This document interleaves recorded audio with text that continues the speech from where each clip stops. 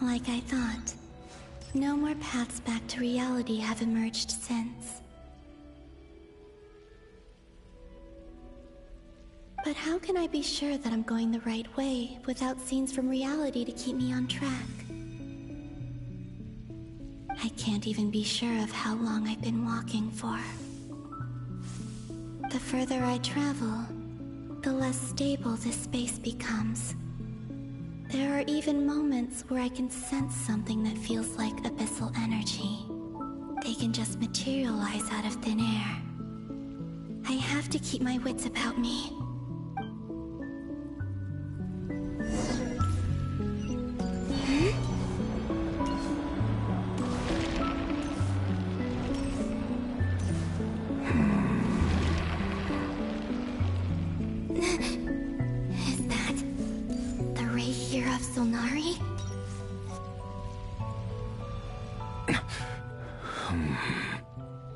You are the moon goddess. But how?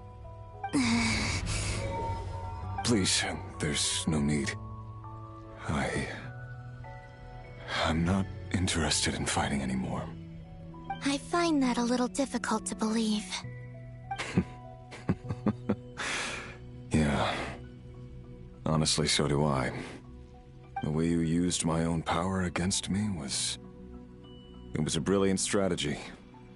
And then, in the final moment before I was thrown into this space, I got to see an old friend. Mr. Dainsleif. Right.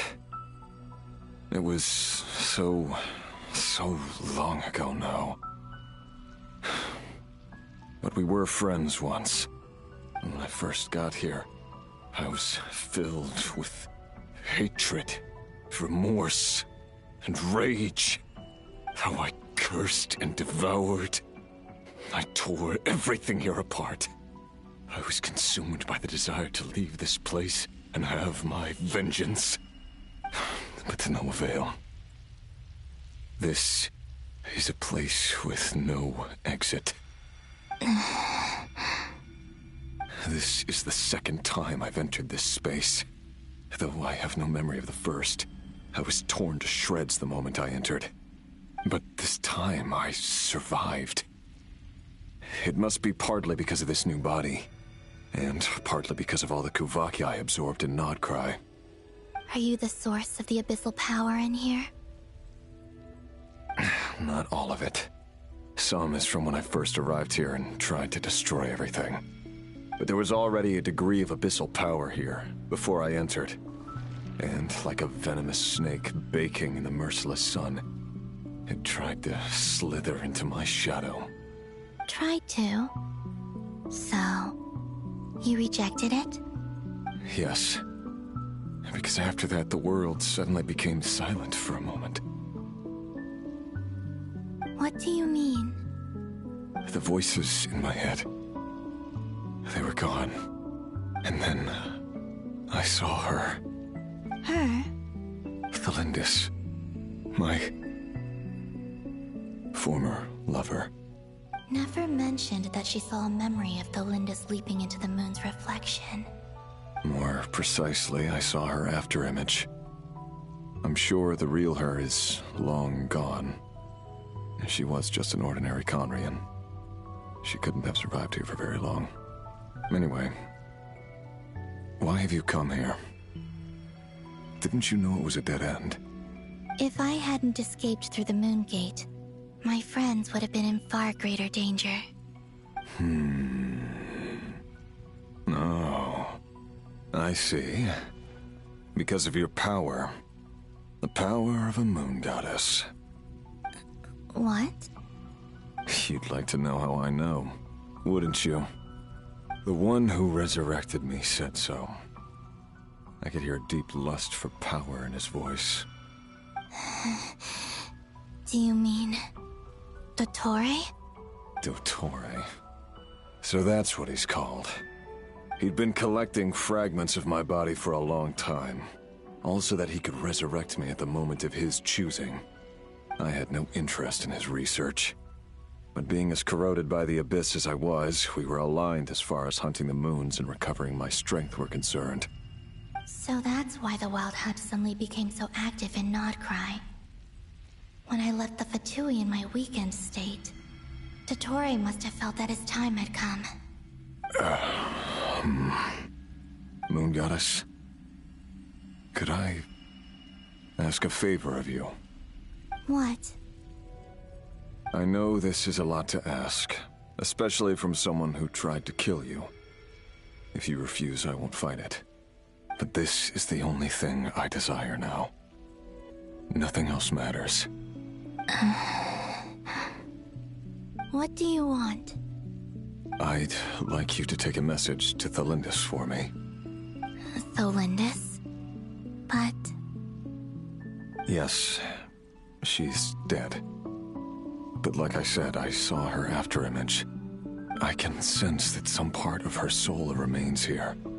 Far, far ahead. Why don't you go and speak to her yourself? I can't. I don't know why, but I can't move freely in this space as you can. All I can see is a glimpse of her, walking away. Just like the moment when I last saw her in life. In return, I will clear these abyssal obstacles for you. No, not in return. I'll clear them for you, whether you want to help me or not. It feels like something I ought to do. Why? Yeah. Why, indeed. I've been asking myself that question a lot recently. Why did I do the things I did? I'm tired of it all. Tired of the person I became. People used me. And then I turned around and started using others. I hurt a lot of people. I think I grew tired of it long ago. But I wouldn't admit it to myself. And ultimately, that's how I ended up here. What do you wish to tell her? All of it. My past. My mistakes. Everything that happened after we were separated. Is it okay if I give her the abridged version? Yeah, I'm sure there's plenty you can skip over. Just tell her the important parts. Whatever you think that means. Like the part where you relentlessly tried to kill us? It's up to you. Love demands honesty. But my relationship with Thelindis was built on lies. We hid too much from each other. But after living my whole life in the shadows, I don't want to hide anything anymore. I will do my best.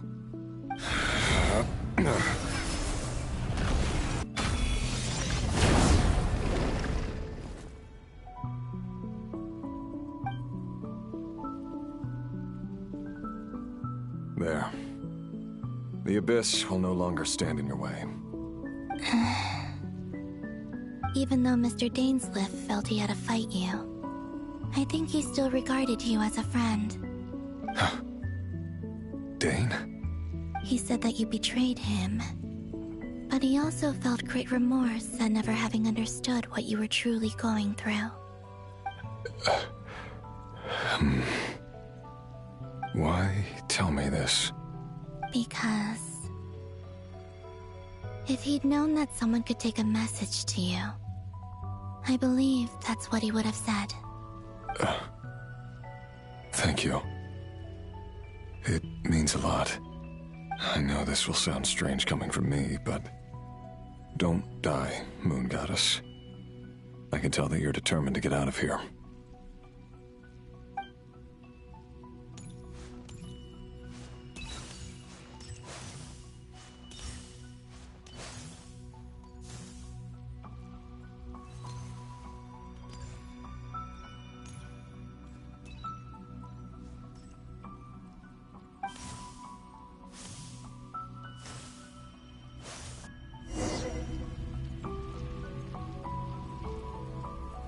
He kept his word. The abyss is no longer obstructing my path.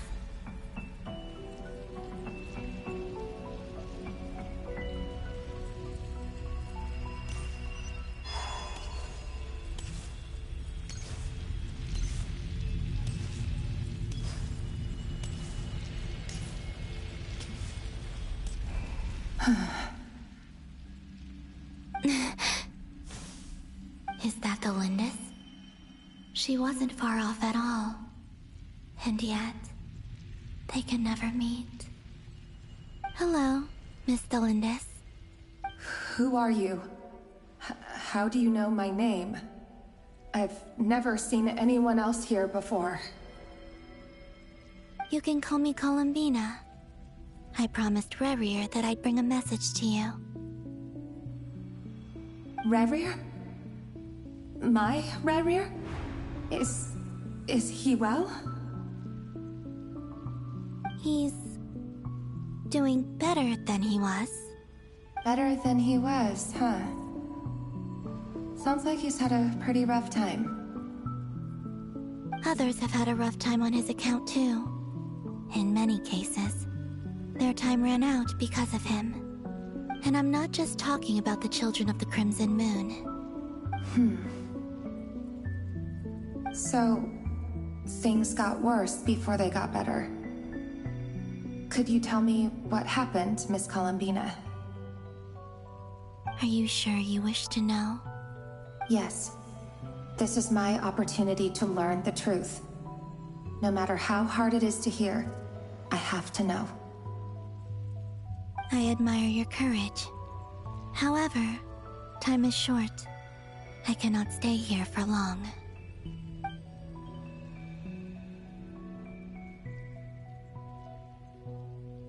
Rerir had seeds of hatred in his heart, and many people nursed them for their own ends. On some level, everything he did was to try and find a way to see you again. But in the end, he came to regret his mistakes. He wanted to apologize for hiding his past from you. Beyond that, he did not say specifically what it was he wished to convey to you, but I'm sure that you've always been on his mind. You are what has kept him going over all these years.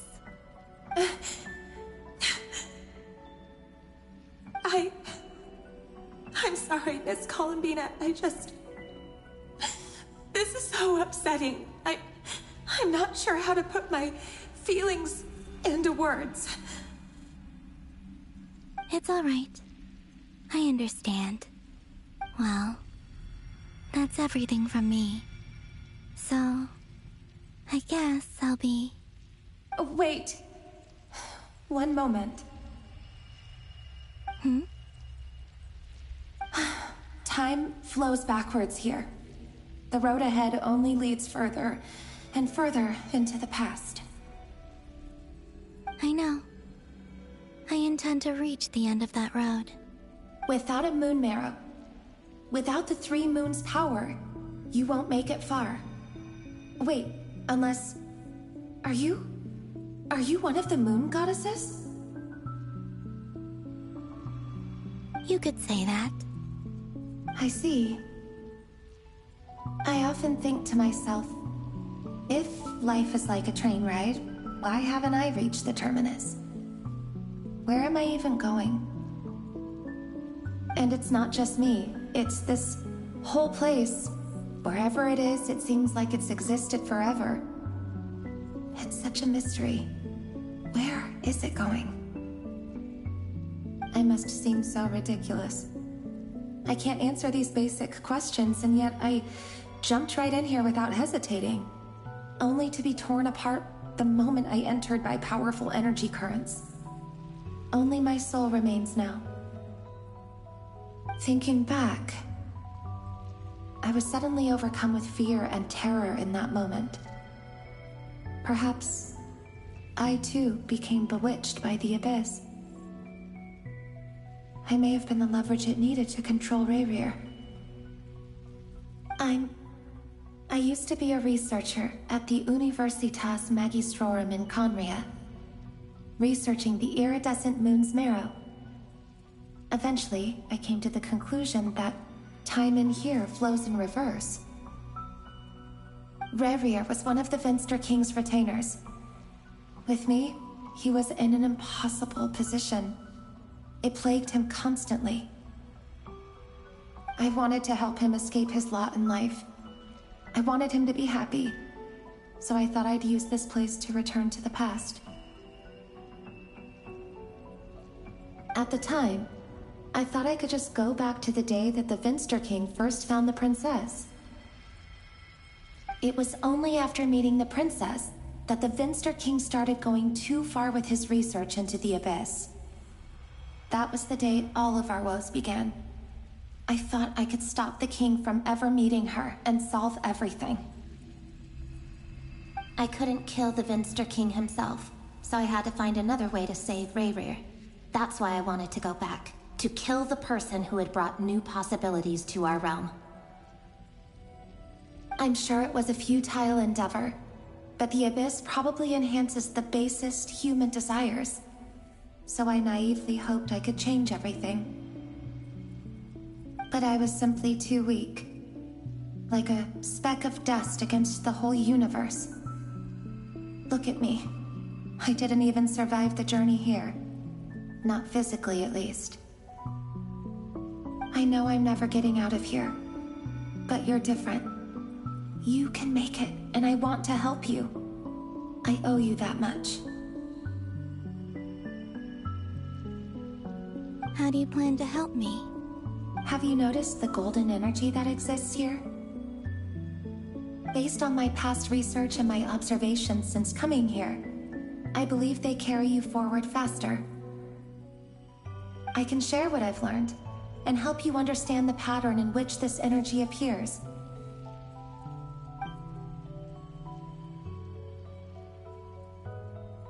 I think you just might... Now, I know you will be able to change the past.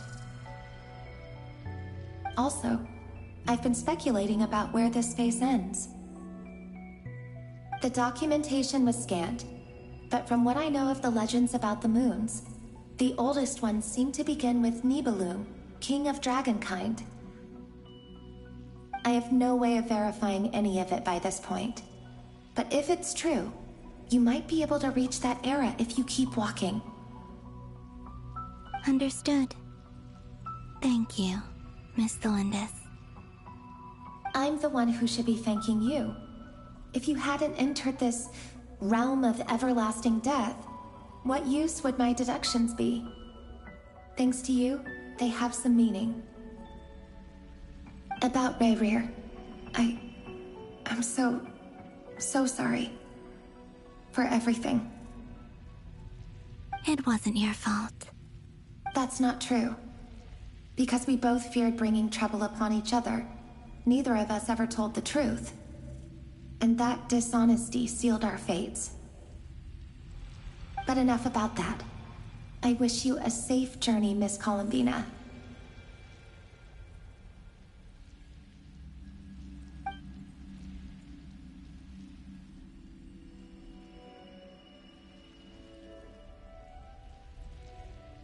And may the outside world never have to experience pain like this again. Rayrir, you're there, aren't you? I cannot see you, because you exist in the future.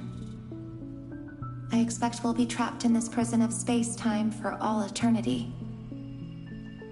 But please, gaze upon the past, and then sit for a while. Let's find a place to sit down together, just like we did when we first met.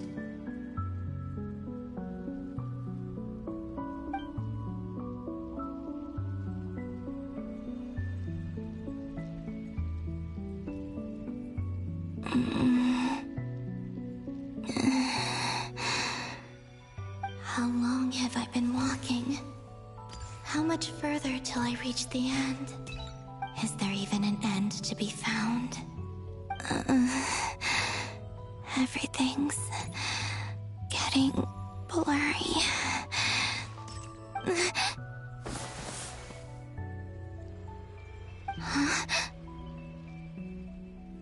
Are you all right, little sister? Have you come from the distant future?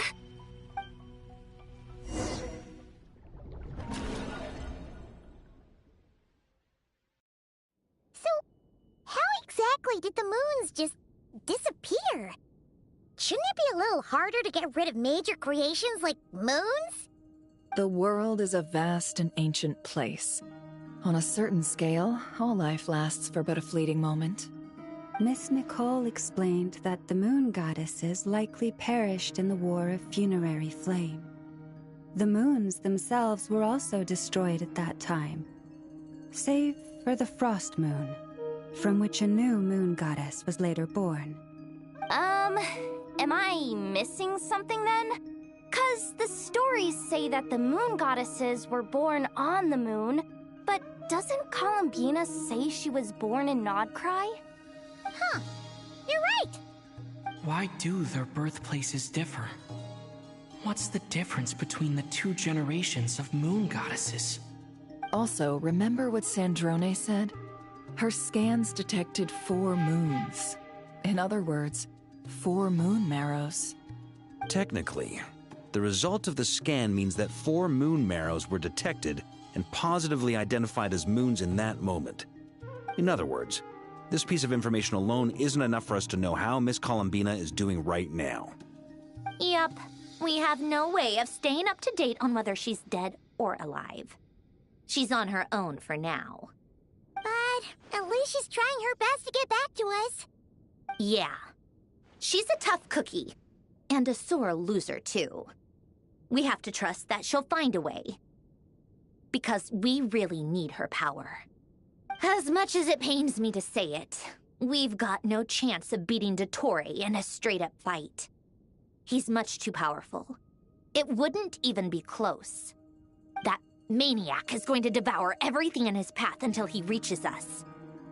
We need to find someone or something that can stop him before he does anything worse. I'll be frank. Our only hope of defeating this false god is with a real moon goddess on our side. I'm not just saying this because Columbina's a friend and I want her back safe and sound. It's just the truth. And I know that even she was no match for him when he attacked, but I don't have a better solution. We're not giving up on saving her, whether she can defeat Dottore or not. Right. Don't worry, Miss Sandrone. We're all aligned on saving Columbina. No one's trying to argue that we can only justify saving our friend because it will help save the world. This is about multitasking. We want to save both.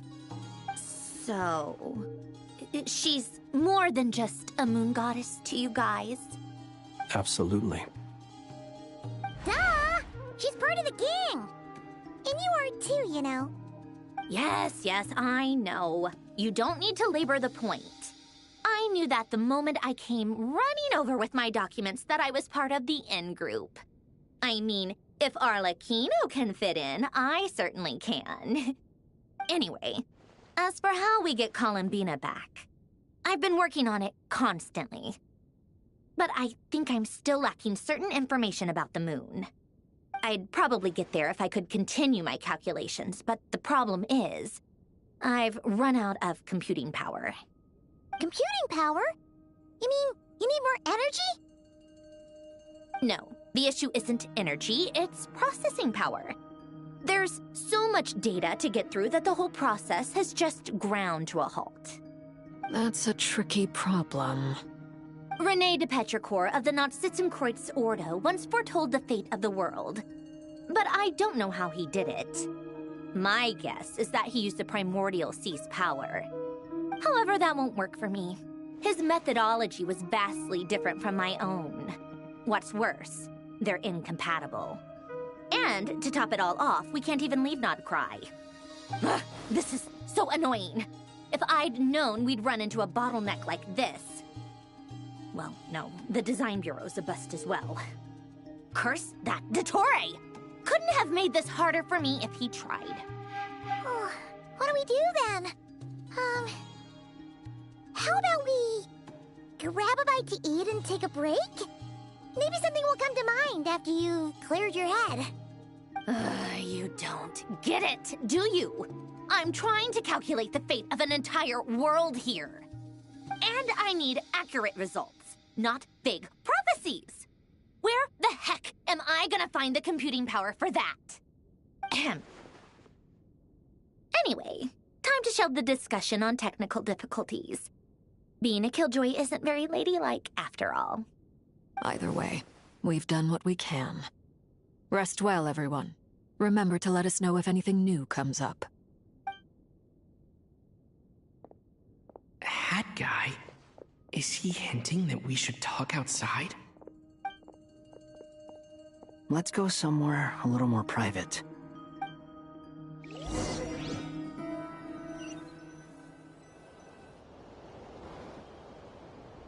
You know that Dory went back to Sumeru, right? Yeah, she mentioned she was planning to head back. Things aren't looking good for Notcry. She's gone to spread the word so that Sumeru has a chance to prepare for the worst. From what I know of Dottore, there are two possible reasons why he hasn't made a move yet. One is that he's still working through some kinks in his new powers. The other is, he wants to see how we're going to react.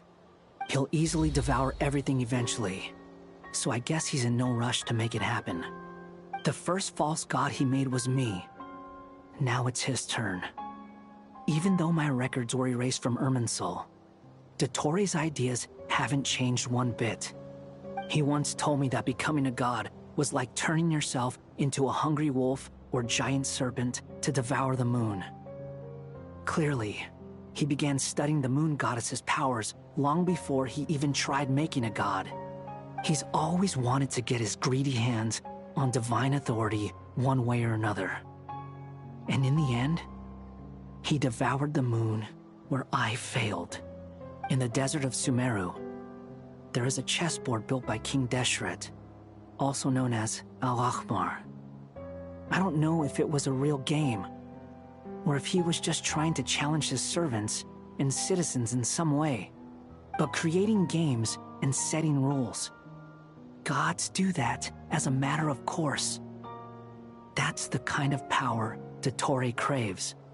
Now he has the Trilunar Authority. His power is leagues beyond the common people. I don't think there's any point in other nations rushing to the front line. They're better off focusing on defense and hoping they can fend off any threats that spill out from Notcry. Either way, Dory will inform Lesser Lord Kusanali, and she will contact the other gods in turn. The Seven will have some recourse available. If nothing else, their protection should keep the rest of the world from descending into chaos as quickly as Notcry has. So on the bright side, even if Notcry is doomed, your friends in other nations won't be in any immediate peril. That's good to know. But I'm not ready to give up on Notcry yet. There's a word for people who refuse to let anything go. It's called being greedy. Maybe it sounds greedy to you, and probably naive too. But whatever you call it, that's what gives me the determination to keep fighting. Battles are fleeting, but the will to fight is a long-term commitment. Give up for even a moment, and your resolve will shatter. Why do you always feel the need to do the right thing? No one is born to be a savior. I mean, who's gonna criticize you if you fail, or give up? Don't take this the wrong way, but Dottore said something similar to me. I guess the Fatui attracts people who don't believe in saviors. Not necessarily. It's less about belief for me. I just want to know how determined you really are. After all, I don't owe anything to anyone else here. Only you. You look kinda worried. If your arch-nemesis was about to achieve their ultimate goal, I think you might feel a little worried too. That's true. Dotori is about to become an omniscient, omnipotent deity. That's gotta be a bitter pill to swallow. Still, you're calmer than I expected. Obviously. I have to admit that my past self was a reckless fool who misunderstood not only the point of revenge, but how to achieve it. And as much as I want my vengeance, I know I'm not gonna get it by acting alone. If the world's taught me anything, it's to think before I act. Too bad it never taught me any other virtues, though. So, I am going to destroy Dotori, no matter what it takes. So, what's your plan? I'll get to that. First, tell me, what do you think of Sandrone? Just like Paimon said, she's a friend, part of the gang.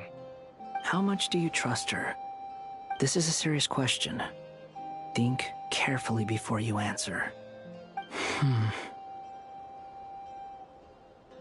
Although she's with the Fatui, she has her own values, and she's helped us a lot. If nothing else, she's clearly going the extra mile for Columbina. I see no reason not to trust her. If you say so. In that case, the three of us need to talk. I have some thoughts about her computing problem. It can be solved, but it will come with a cost. How much? If I can afford it, I'll cover it. Sometimes your heroism really backs me into a corner. You know that? Come on, let's go talk to her.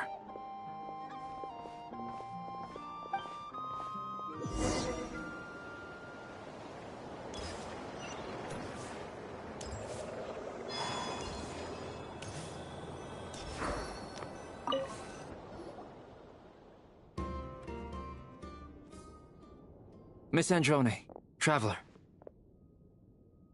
Hey there. Paimon's here too! She was just helping them sort through their things. How did your chat go? That was fast. The call only just ended.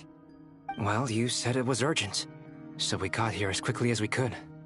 Albedo, I have some alchemy questions for you. I see.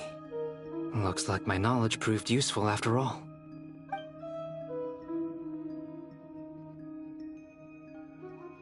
If I might ask, what is the end goal for the modified formula you'll be using? I needed to predict the future of the entire world. But I've run into some teething issues since trying to implement Renee's theory of the four Orthants. I see. I'll have a look at it. Still, computing power is the real issue here. How do you plan to solve it? About that, it's been sorted. Oh, with the Traveler's help? Actually, you're not wrong. He found the person with the solution. Was it Hat Guy? Yeah, it was him. Wow! Go Hat Guy! Seems like all that time studying at the Academia is paying off big time. But where is he? Wasn't he the one who asked Albedo and I to come here? Come with me.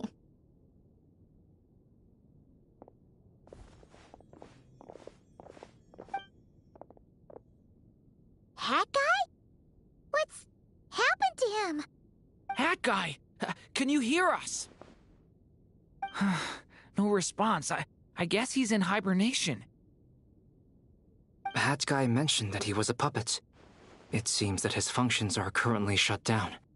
I presume this has something to do with the solution to your computing problem. That's right. He and the Traveler came to see me.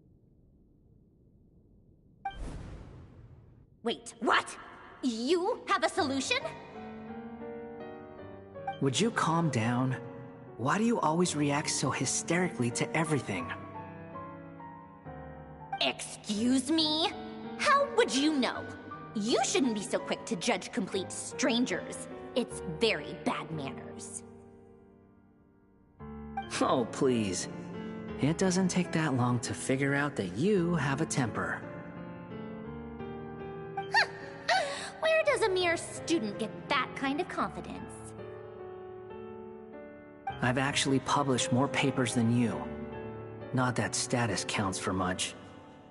Even Paimon's applied for academia admission. Huh? Are you serious? See? This is why I can't be bothered to explain myself. She recognizes no one's skills but her own. Okay, fine. I'll hear you out. So, tell me, how do you propose to solve my computing power problem? This world itself is constantly processing all kinds of information. If it's the world's future you're trying to calculate, you need a processing device that's designed to cope with that volume. Easier said than done. Only Irminsul can handle that kind of... Wait, is that what you're suggesting? But surely we can't just plug my formula directly into the ley lines. You should be able to tell that I'm not human, right? Yeah, I noticed. The technology, though, seems pretty ancient. Very different from Fontaine's. It's a completely different system. Conrian, to be precise. I'm what they would have called a puppet. Puppets need an energy source and processing power. The artisans who built them sought out the materials most suited for that purpose. You? Do you mean... The Traveler and I have talked it over. He's willing to vouch for you. So, I'll allow you to borrow my core for your calculations. It was built using wood from a silver-white tree, which makes it a small part of Irminsul. Conrian technology and Irminsul wood. Who in the world could have built you? Are you sure about this? A puppet without its core will cease functioning completely. And if it's left in that state for too long, it might not recover. You could die if you do this. You do realize that, don't you? I can put two and two together, yes. No need to rub it in. I won't lie to you. This has never been done before. I cannot guarantee your safety. Doesn't matter. I'm prepared for the worst. Did you two actually talk this through? Is he... Are we really considering this? Yes, we discussed it. The bottom line is, he trusts me, and I trust you. Let's give it a shot, shall we? Honestly, I have no clue where this kid even came from. But for whatever reason, he lent me his core to use in my formula. I'm very close to finishing my calculations now, and the core is currently in use. So I'm sorry, but I can only show you a sketch right now. This is what the core looks like. A silver-white branch. It certainly matches the legends told about Irminsul. Is Hat Guy gonna be okay? He's not gonna die, right? Right? In theory, he should be fine. As long as we put his core back in time. Beyond that, all I can say is that I'll try my best to avoid risk and make sure the core doesn't sustain any damage. I think I know why you called us here now. Someone needs to watch over his body and make sure it's protected until the process completes. Correct. He said that the only ones he trusts here are you two, and the Traveler. And the Traveler will have other work to do. He will have our undivided attention. Aww, Hat Guy. On a more positive note, things are progressing steadily on my end. I'll call everyone in for a meeting once the results are out.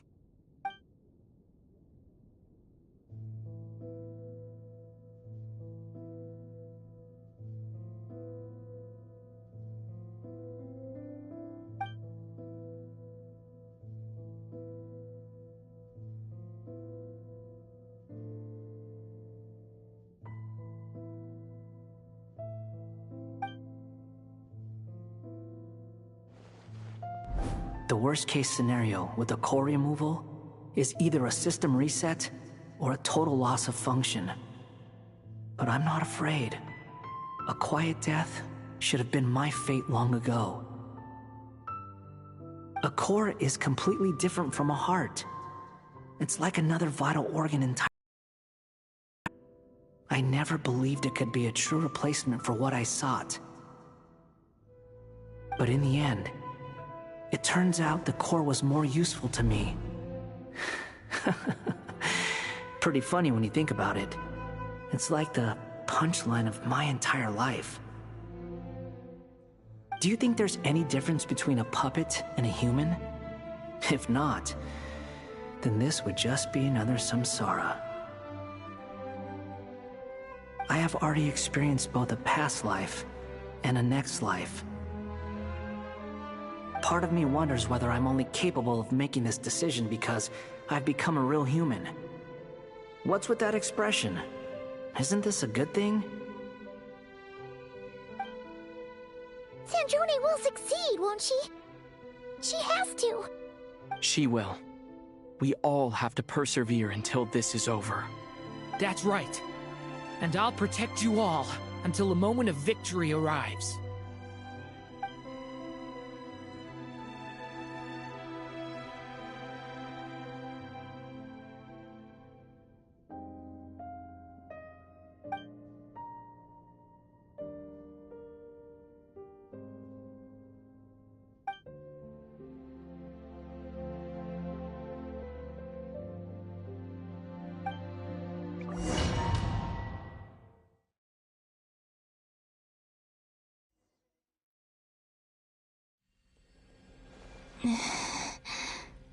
Who are you?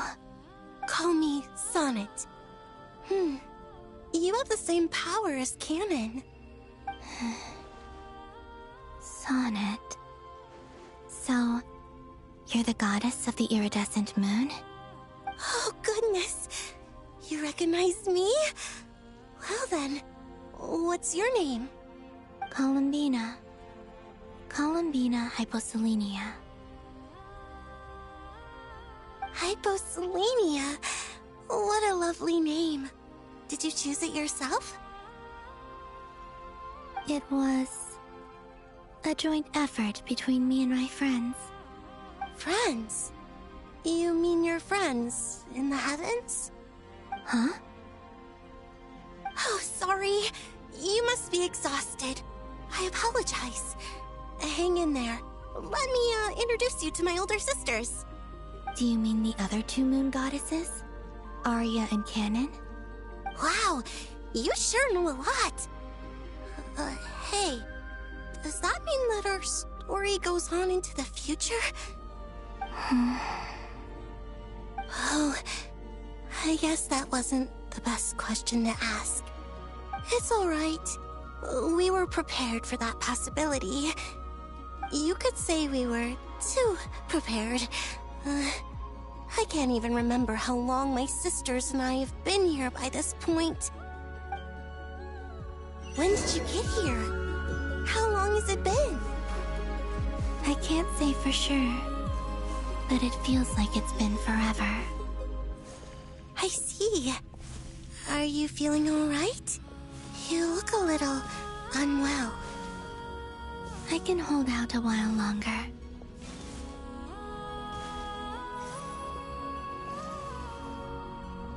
We don't have far to go. The place where my sisters and I are based is just up ahead. Don't worry, they're both really nice. I'll introduce you.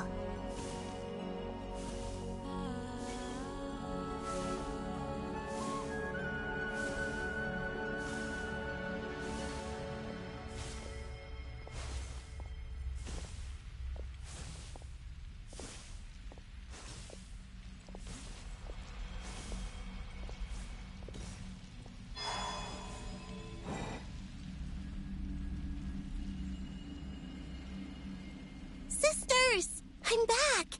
And look who I've brought with me!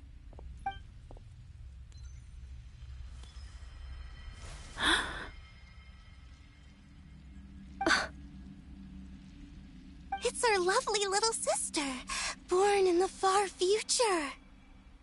The pleasure is all mine.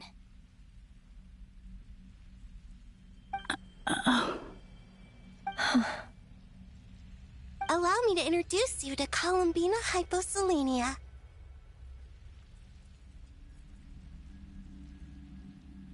This is Arya, the goddess of the eternal moon. And this is Canon, goddess of the frost moon. Canon, don't you think Hyposelenia's power is similar to yours? Hello, Columbina. I apologize for our startled reaction just now. And please, forgive our little sister if she's been annoying you. She tends to talk a lot. It's fine. You seem shy. Don't worry, Columbina Hyposelenia. No one can hurt you here. Could you tell me where here is? Please. I must know.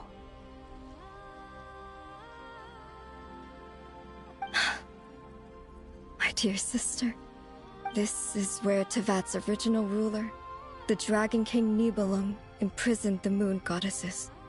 What? You're scaring her, Canon. No, I'm fine. Please, continue.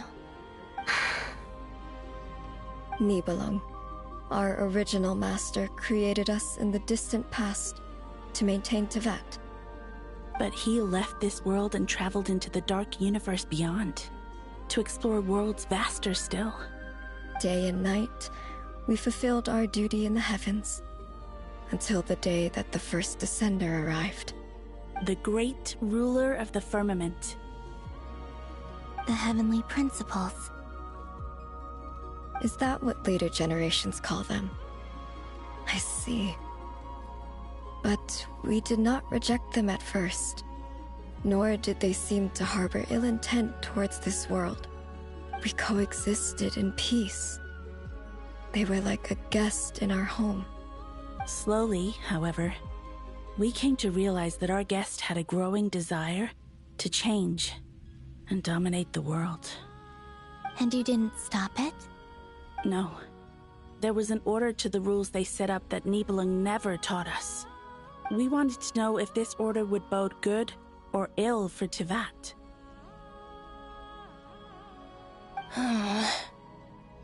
All right. Canon and I wanted to know. Sonnet was against it from the outset.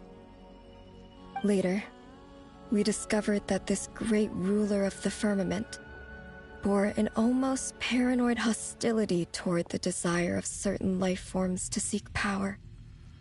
Or perhaps they feared them.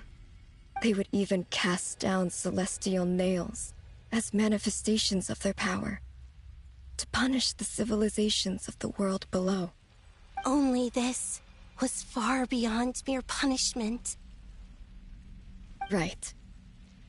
Their rules brought order, but the price people paid for merely testing the limits of those rules was far too great. I did everything in my power to help the punished escape catastrophe, but still, too many lives were lost. The ancestors of the Frost Moon Scions were some of the ones you helped. But just when we had decided to take countermeasures, the Dragon King, Nibelung, returned. And so began the War of Funerary Flame. So, that's the name the world gave that war in the future. Well, who won in the end? As far as I know, the Heavenly Principles won, although it came at a great cost. They remained in Tevat, where they continue to rule to this day. And the world's original master, the Dragon King Nibelung, was destroyed. And what of the moons? Are there still 3 moons in Tevat's skies? You can tell us the truth, Columbina. We know we are but remnants of a bygone age.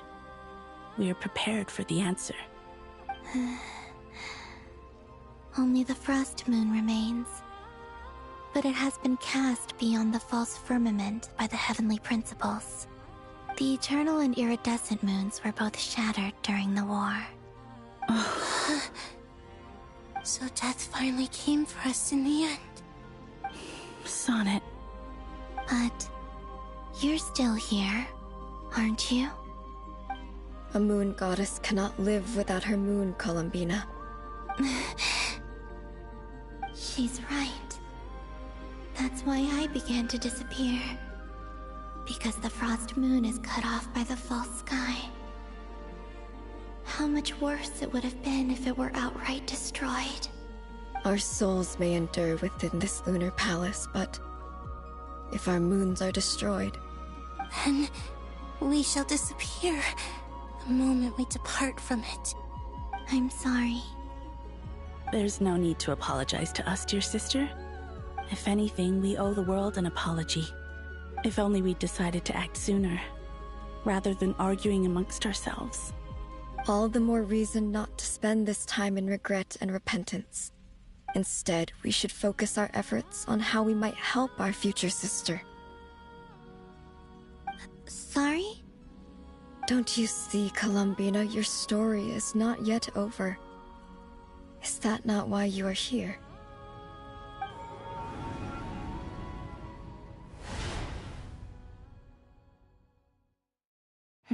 It's done. Initiate numerological array. Continue running primary process. Calculate the world's fate through extrapolation. And identify nodes of potential change. Secondary process, scan for moons. Still 4. The number of moon marrows hasn't changed. Wait, let me think. Is it possible that there's something I've been misunderstanding about the moons all along? Variables. Variables in the world. I know where potential variables within the world come from. So what about the moons? Are there any variables there? Like their life or death, for instance. What if being alive or dead makes no difference to a moon? But that's so strange. Even immortal gods can die. Why would the moons alone be? Wait! I've got it! If alive or dead is considered a variable, we might have had this wrong the whole time. No one ever said that a moon marrow equals a living moon. We just made that assumption ourselves. Initiate secondary process. Scan again. This time filtering out interfering perimeter, moon marrow. I don't care if they're natural or artificial. Get them out of my search results! Why? It says 3 moons still exist in Teyvat, even after excluding the moon marrows. But we know for a fact that 2 of them are dead. Redo the scan. Narrow the results to living moons and real moons. No, scrap that. Narrow it down to moons that have lunar authority and remain alive. Why? Why is it still 3? What is this, Columbina? Has the world lied to us? Or are you the one pulling the wool over our eyes?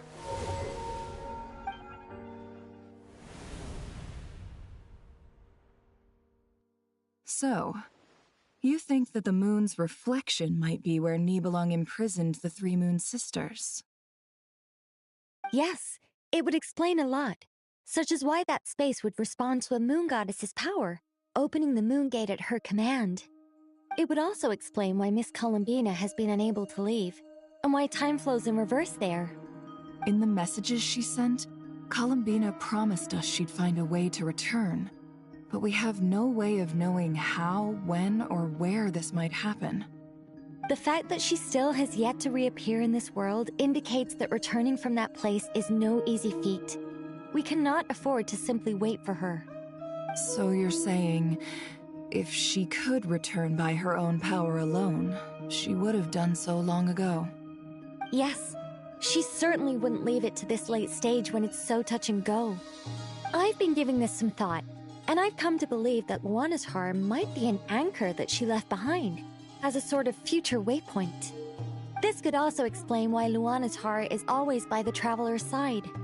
Sounds like a plausible theory. If that's the case, there must be some criteria we need to fulfill to allow Columbina to return to the present. The question is, what could they be?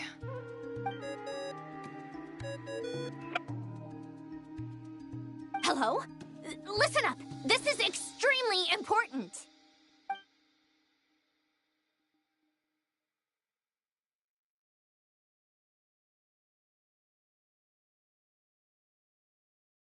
Not only is Columbina alive, but she may well exist in a form unimaginable to us. I'm still unclear on the details, but she's done something truly inconceivable in the past. And the clue to what she's done lies in the moon and Tevat's sky. Truly amazing. Oh, I'm so delighted for her. I'm sure we all feel the same. And I'm sure Columbina is ready to get back here and fight by our side. I'll keep my calculations going and try to find some way of coordinating with her. But that's not an excuse for everyone else to slack off, okay? All of you had better keep trying to think of solutions. How can the dead moon still live? And Luanatar...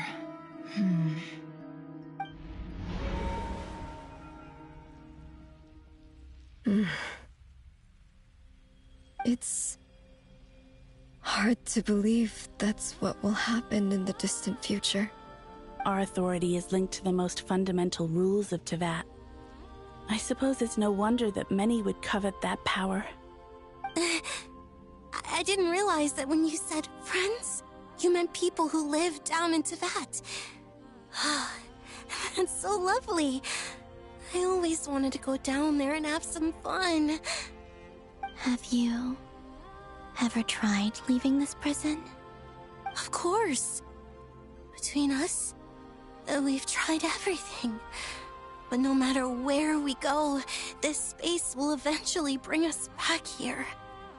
It's like the center of a whirlpool.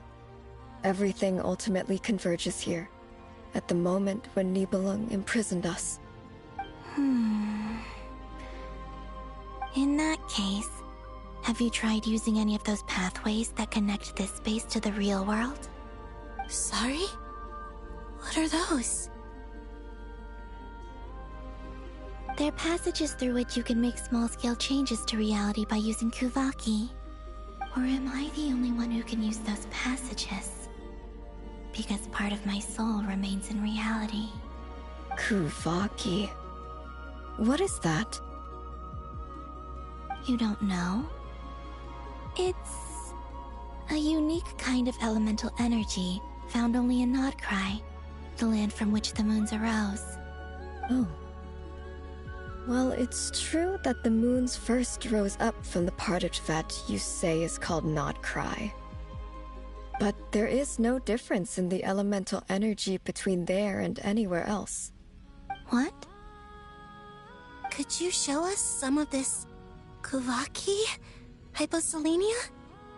Maybe if we see it, it'll make more sense. Okay.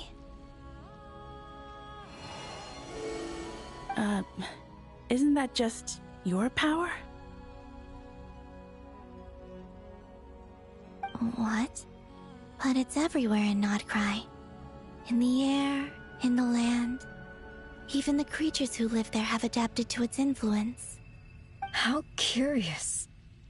This Kuvaki certainly did not exist anywhere in the world before we were imprisoned. Let alone influence living creatures. So, how exactly does it affect them anyway? Can they float in the air like us? This is so strange. Why would their reality differ so much from mine?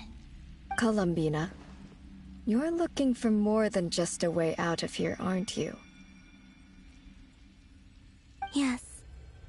If I am to help my friends, I will need tri-lunar authority on par with that of our foe. You mean... you'll need our power?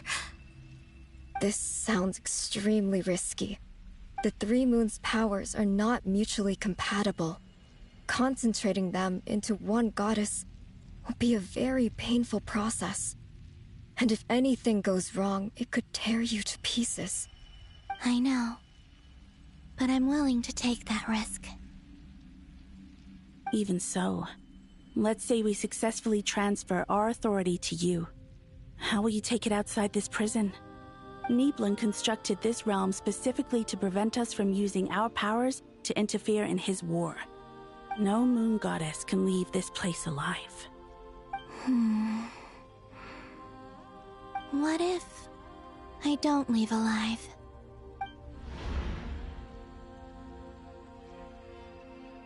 Where do we even start? How are we supposed to figure out what we're meant to do to help Columbina?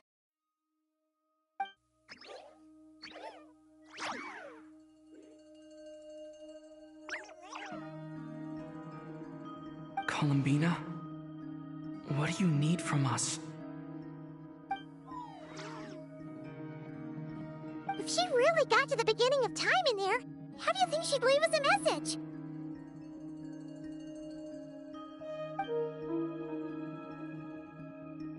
You don't think she'd write it down on a stone tablet somewhere in the hopes that we'd find it, do you? Seems unlikely. Columbina may not talk a lot, but she thinks deeply about issues like this. Let's review what we know. This is the Columbina who fought alongside us against the Rahir of Solnari, and with whom we celebrated Moon Prayer Night.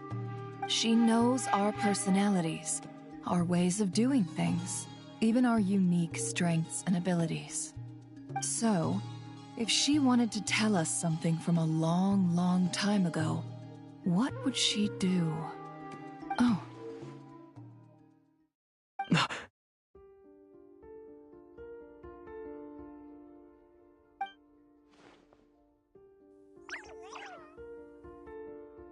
Traveler, you once said that those golden ripples also appeared when Luanatar was born.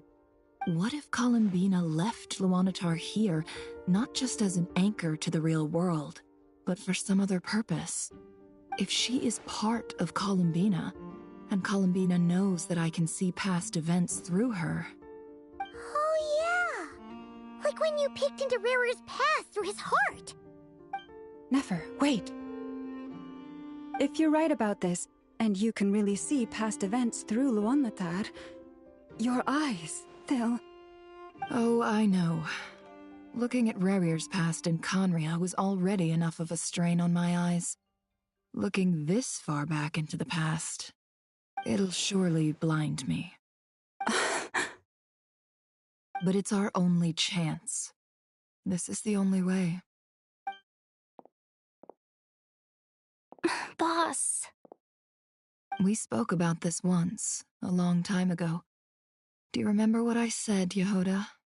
The day I lose my sight, the Curatorium of Secrets will be yours to run.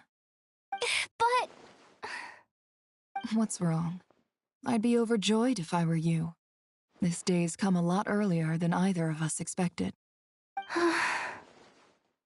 I need to know you'll honor our agreement, Yehoda. Promise me. Yes, Boss Neff. I promise. Are you sure you don't want some time to think this through? What is there to think through? I should have gone blind after our battle with Rarir. Frankly, it's almost criminal that I got away with it for this long. Then at least let me take some precautions on your behalf. And if you really do lose your sight, I'll visit your office every day and make sure you're well looked after. Oh, please, anything but that. I was actually ready to go through with this. Are you trying to scare me into backing out? As if I could ever scare you. I'll assume you're just joking to calm your nerves. All right, enough chit-chat. Let's do this.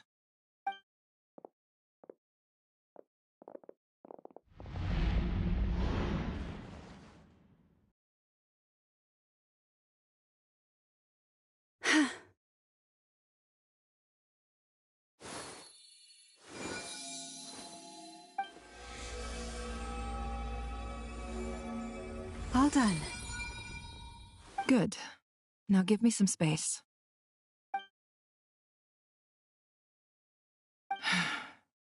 Come on then, little one. Show me what happened in the past.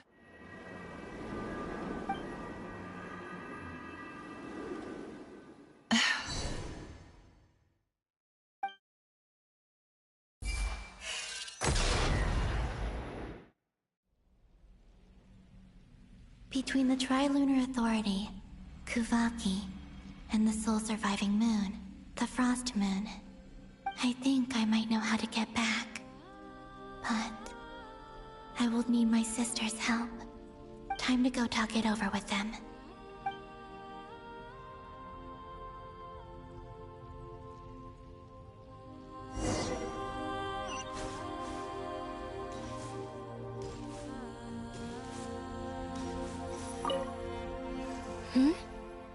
Have you decided what to do?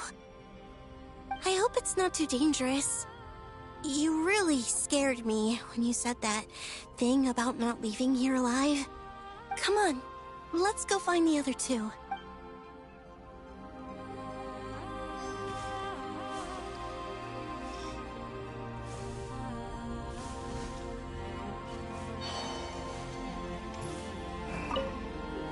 It seems you have reached a decision.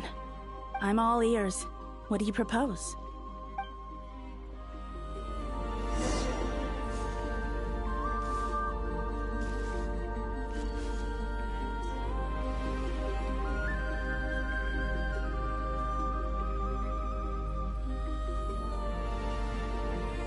Have you figured it out, Columbina?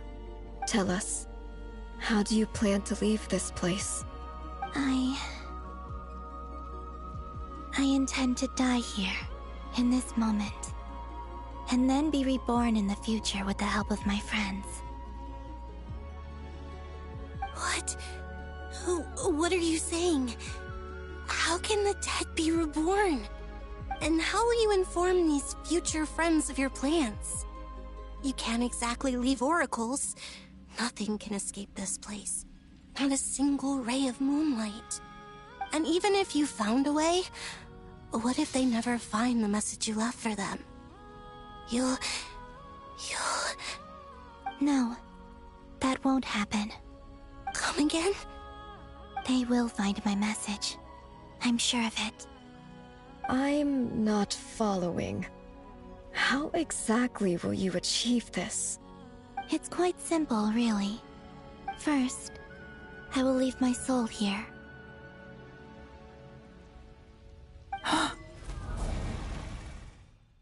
I see it. Your soul? You mean you're a divinity? Yes. I once left a portion of my soul in the future. One so small that this prison barely noticed anything. In this very moment, she can resonate with my soul across time. When the time comes, I believe that she can serve as an anchor to pull my soul from here back to the future reality. Just as gravity connects the world to the moon. Exactly. In the future, where I came from, the moon has been cast beyond the false sky, but I can still feel that it is there. In a similar way, I can feel a connection to the soul fragment I left behind even now. My friends can use it to detect my presence. But how do you just leave your soul here? Is that even possible? On my way here, I met an ordinary mortal who entered this place long before I did. Her body is long gone, but her soul remains. And before that, I encountered an old enemy whose entire soul survives here intact, while the power that once corrupted his body has faded away. So, perhaps this space is specifically designed to imprison divinity and authority, but not the physical body. Still, even if your body can escape, would it not just be a lifeless husk without the soul inside? Wait, is that what you meant when you said you wouldn't leave alive? Yes. I shall turn my body into moonlight and pour it over Nodcry. That power shall protect the land and quietly blend into it, awaiting my soul's return in the future. However, I cannot do this on my strength alone. I would need your help to do this, so I'm humbly asking for your assistance. Oh, dear sister, you need not be so formal. As I said before, we are but remnants of a bygone age. You, on the other hand, were born alone in that distant future, and you have walked a long and lonesome road since then. How could I bear to let your story end here in this dungeon? Don't forget, we are your sisters, your family.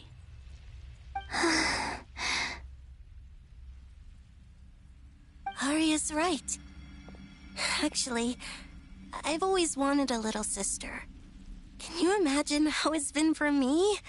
Getting nagged by 2 older sisters all the time. Now, I finally get to be the big sis. And not just that, but I get to help you return to your world, too. How could I say no to that? Sonnet. Canon?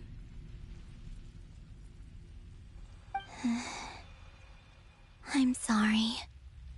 I know this is a bold request. The Frost Moon is rightfully yours, and it remains intact. Oh, no, please, don't misunderstand me, Columbina. I was just thinking back on the years that the 3 of us once spent together. You cannot imagine how happy I am to hear of the future world you describe. The Frost Moon Scions, your lovely, kindly friends. For the 3 of us, whose purpose in life was to maintain the peace in Teyvat, it is a great relief to know that the people of this world live in such an abundant future. If your plan can save them, and save Notcry, I will gladly give you all that I can. Besides, the 3 of us have been together since the day we were born. I could never abandon them to live on alone without them. Canon. Still, I do have one question I would like to ask you before we proceed. Certainly. What is it? Why do you cover your eyes?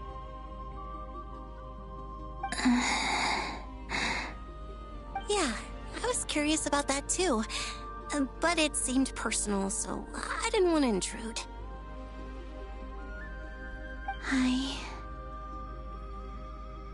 There was a time when I refused to look upon the world. I believed it was full of nothing but lies and falsehoods. I wished to hide my feelings, seal my heart, until I could return to my true home. I see. Perhaps that decision saved you from ever having to see the false sky again. But at the same time, you likely missed out on many true and precious things, like the smiles on your friends' faces. Promise me this, Columbina. When you return to the future, open your eyes, take a look at the world around you, and see your friends. I'm sure that you know this already, given that you long to return, but that is your true home. Give me your hand, Columbina. Arya, Sonnet, you too. Okay. All right.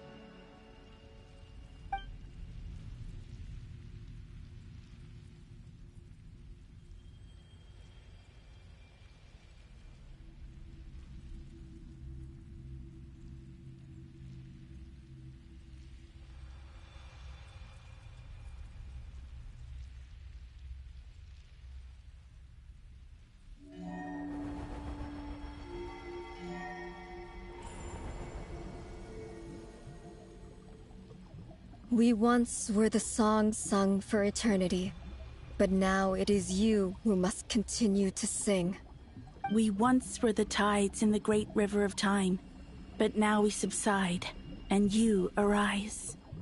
We were the messengers of madness and inspiration. But now, the lies have faded, and your truth must endure. We are souls awaiting the sun. You must return to be with those who smile when they see your face.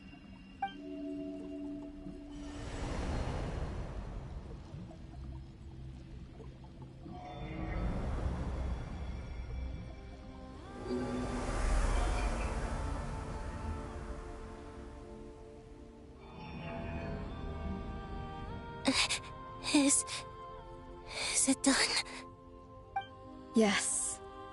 We have transferred the authority over all 3 moons to Columbina Hyposelenia. From this moment on, she is the Tri-Lune Goddess, the one and only moon goddess of this world.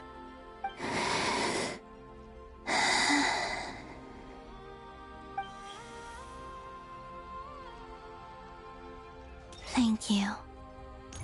Thank you, my sisters. Now go, and do what you believe is right, Columbina Hyposelenia. Be aware that we cannot grant you the power of the 3 moons beyond these prison walls. The conflict that arose over their remains following our disappearance will still take place. I understand. Sisters, oh, my body. It feels... Now that we have given up our power and authority, our bodies are merely mortal shells. This prison is dissolving them as we speak. It's okay, Sonnet. The end must come for every god, just as it does for every human. That's all this is. The final destination of our lives. Canon and I will be by your side the whole way. We have one final request, Columbina. Could you use the 3 moons' power to send us back into the real world? Now that we have lost our powers, I doubt this space will seek to hold us further. It's just... we would like to spend our final moments together in the only place we ever called home. Of course. Gladly.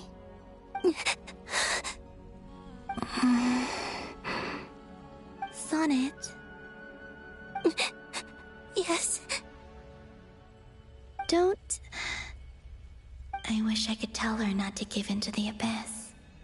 Not to be afraid.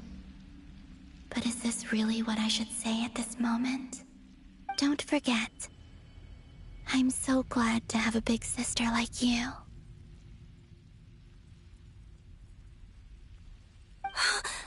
No, Hypo. Thank you. I'm okay. I'm not afraid. As long as my sisters are with me, I won't be afraid.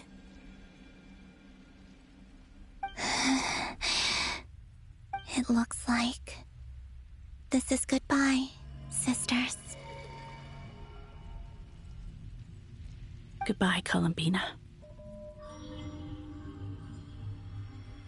Take care of this world in our stead. I will.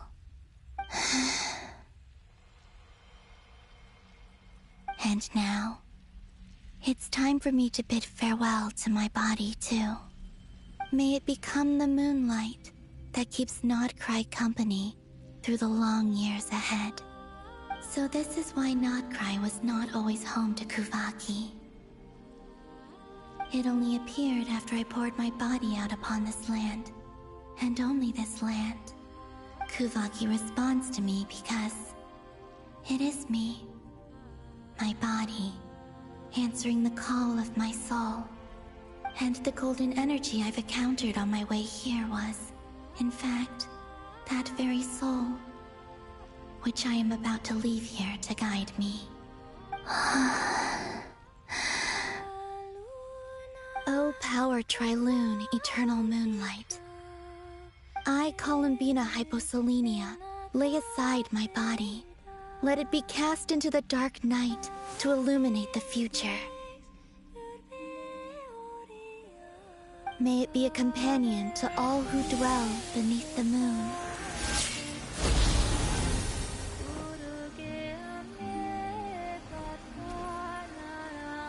Until the time comes for me to return home.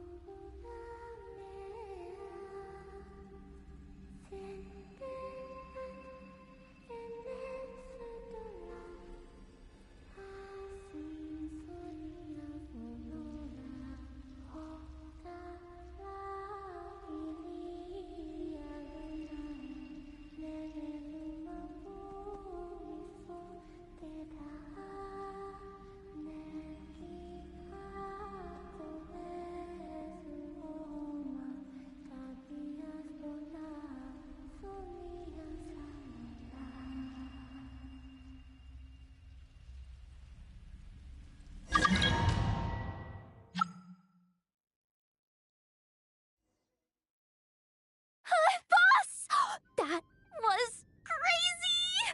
Were we even allowed to see that? Is anyone? Can you still see? How many fingers am I holding up? I see 2 fingers, and a look of sheer terror on your face.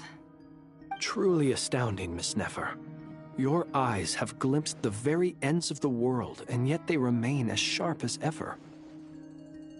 Or is the credit for this miracle due to Miss Lauma?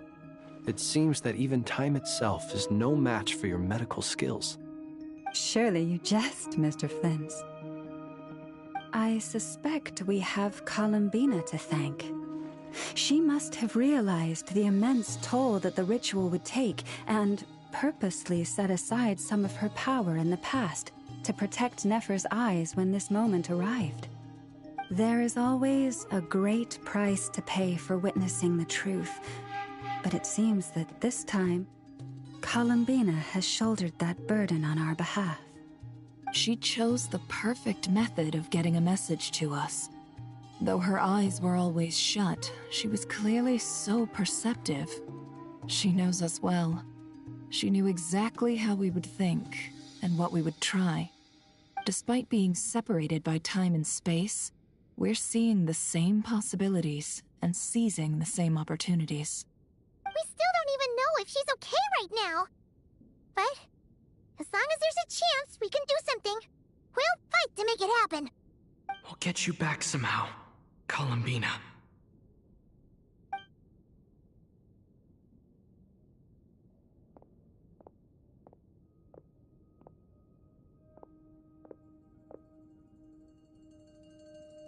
Well, based on the information we now have, let's figure out our next moves. Thanks to these gentlemen, we have a much clearer picture of the situation with Dottore. The civilian population has been moved to safety, so we no longer need to hold back. Miss Androne, how are the calculations going? So far, so good. I'll keep seeing how far I can push the system, though. Can't have Hatman being powered down for nothing. There's still a long road ahead. Where should we begin?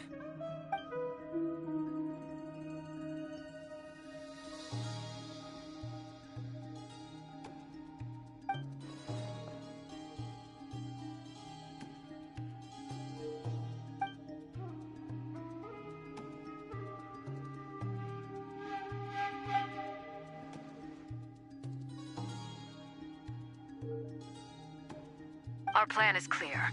Time is short, so let's get moving. There's just never enough time, is there? Time is the bane of my existence. Ugh. Anyway, I'm gonna get back to work. All right, we'll do our part too. Yeah.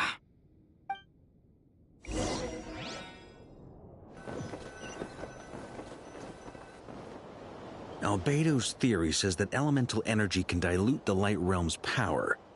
but I'm no expert in building elemental defenses. Sounds like something out of the Advanced Elemental Theory section of the library. Whew.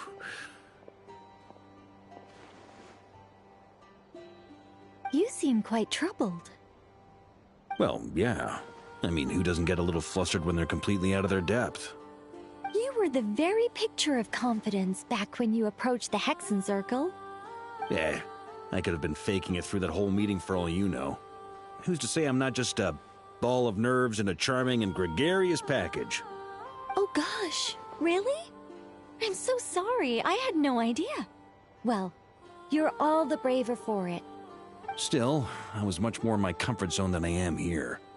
At least in Mondstadt, you can cry for help from a cliff top and actually stand a chance of summoning Barbados himself. Things have never looked bleaker than they do now. If we don't pull this off, Tevat's doomed, isn't it? Oh, you think so? Actually, yes. Yes, it probably is. It's a shame. Don't put too much pressure on yourself. Tevat has faced annihilation many times in the past, but it also gave us you, didn't it? Hey, don't give me that. It's not like I'm anyone special. I disagree. Every human born in this world is special. We angels have always believed that. In that case, this humble human being has a big favor to ask of you. I thought you might say that. I'm sure Alice, in her great wisdom, sent you here precisely to help us in this difficult time, yes? Well, that has less to do with her wisdom, and more to do with my power. Of course, of course. Well, the thing is, these elemental defenses we're about to build, I don't think it's a question of if they'll fail, but when. Durin's findings from his patrols make it clear that Dottore is constantly expanding his territory. First it was his lab, then the design bureau, and now this. It's not realistic to completely stop him encroaching on the rest of Nagcry. Rather, our goal should be to stall him for as long as possible. If Miss Sandroni's calculations are correct, well, they're the closest thing to certainty we have in this situation, so let's assume they are. Anyway, her calculations suggest that our best hope for victory lies in Miss Columbina's return. It's up to us to slow Dottore's advance and buy time for her to make a return. Are you asking me to help you with building the defenses? No. I'd like you to prepare for what comes next. When he eventually reaches us, we will have to fight him. You were an angel once and a mage now. I'm asking you to lend us your protection. Oh. Can I take it that you're triggering the terms you fought for during our three-way talks? Well, technically those terms were about protecting Mondstadt. But if you're happy to agree to the change in location, then yes, let's do that. You're cashing in on this much sooner than I'd imagined. Well, yeah. The way things are going, I might not get another chance. Very well. The mages have heard the knight's plea, and we will respond. To tell the truth, Alice and I had already discussed how we might help you all, so I didn't come empty-handed. I always like to be prepared.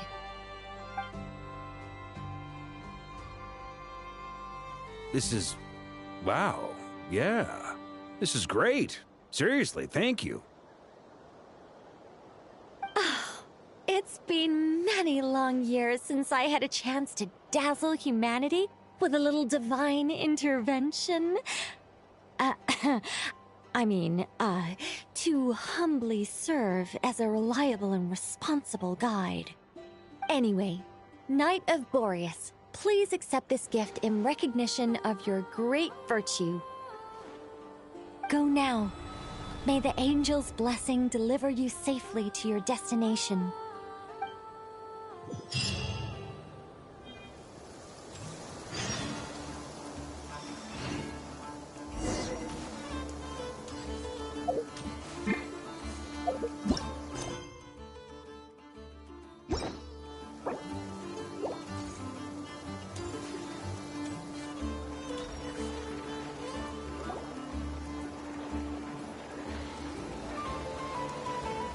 You're here. Sandrone! How are things going? Glad you asked. You two are about to become the first people to lay eyes upon my masterpiece. Or should that be the first person and the first, specter? Hey! Whatever. Come, feast your eyes on this. Wow! We've never seen something like this before! This meter displays the progress of my formula. Currently, it's still making the most important connections. Once it's finished running, I'll deliver it right to your side.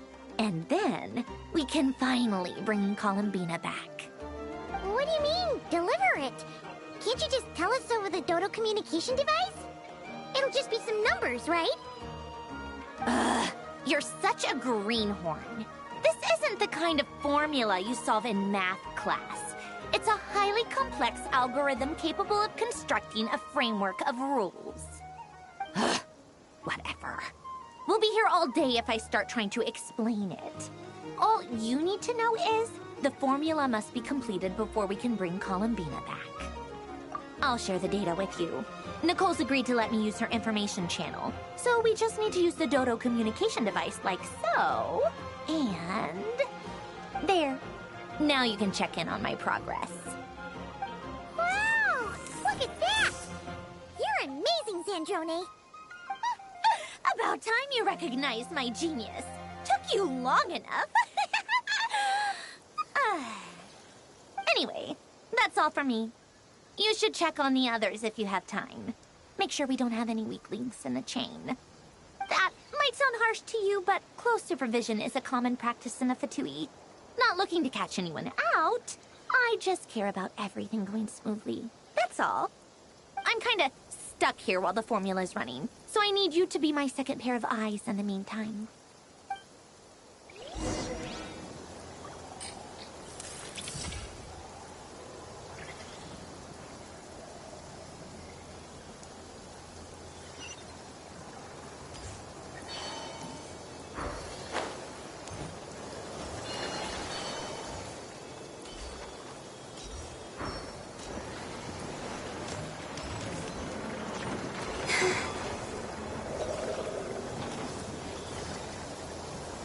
Thankfully, Miss Nicole has come to our aid.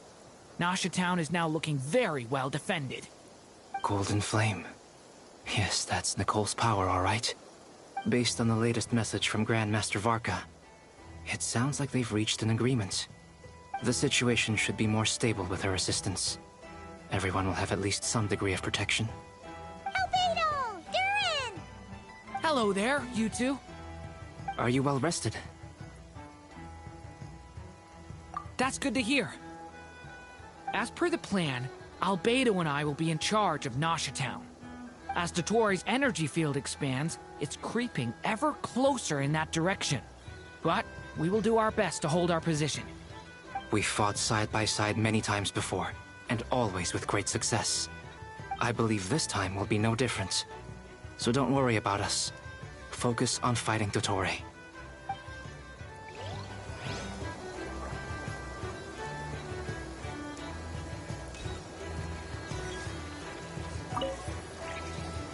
Traveler, Paimon, a pleasure to see you both. Flans! How's everything coming along? Fairly well, if I do say so myself. Personally, I am ready to confront Dottore head-on. Ooh, you sound much more serious than usual. To be honest, I am not usually fond of exercising my full strength. For one thing, it's hardly conducive to maintaining a low profile. Besides, I believe one should have the right to choose when to show their hand. I am conserving my strength until the moment of battle is upon us. Anything to boost our chances of victory. Seeing you get into the zone like this really puts Paimon at ease. Huh, Traveler? I consider it an honor to have your trust. Rest well. I look forward to seeing you both in your element during the battle.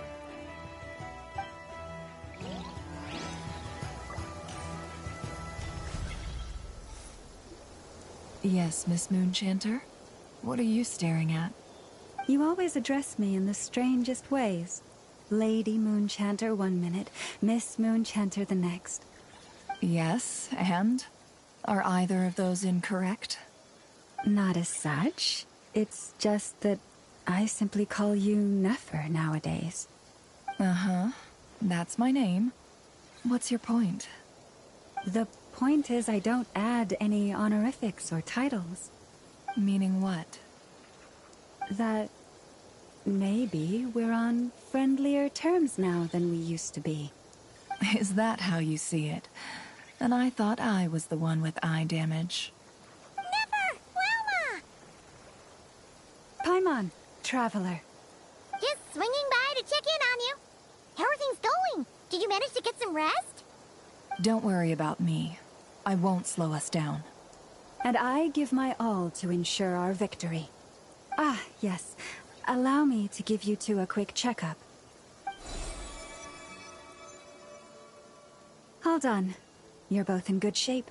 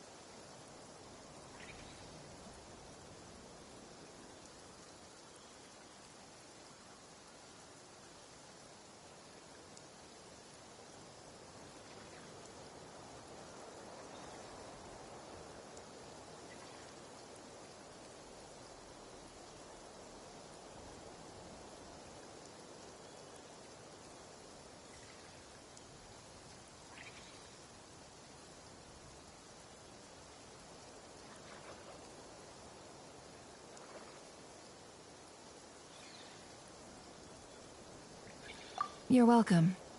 You'll have your work cut out for you in this battle against Dottore, so make sure to get some rest in first. Paimon will keep an eye on him, don't you worry. I'm glad to hear it. Take good care of yourself, too, Paimon. Sure thing.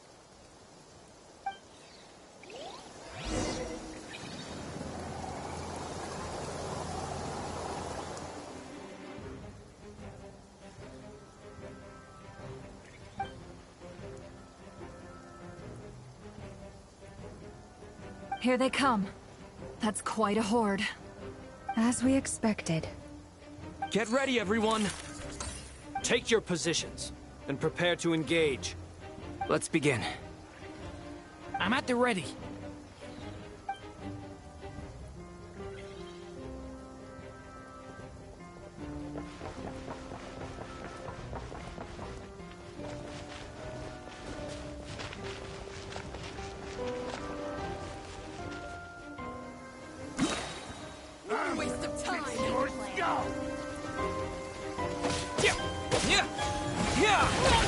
Beware the creatures of the night.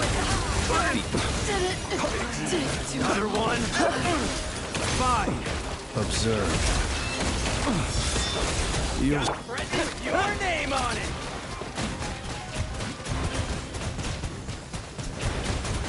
York.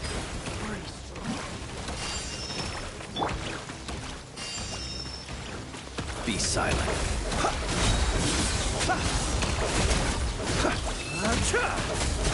What?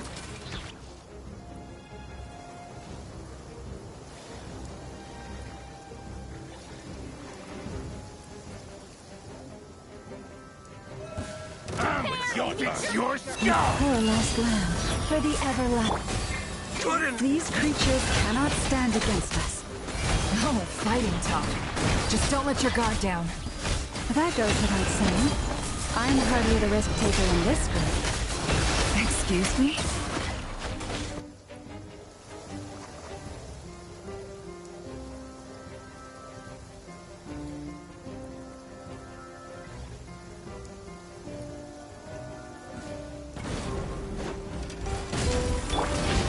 Watch out! The turning point in space! Coming to be! Witness my great undertaking! That was easier than I thought. Naturally. What do you mean? Is it because...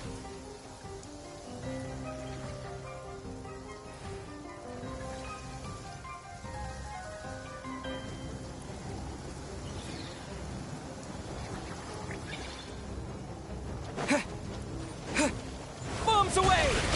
Lush as the moonlight, by the frost moon of old. Observe.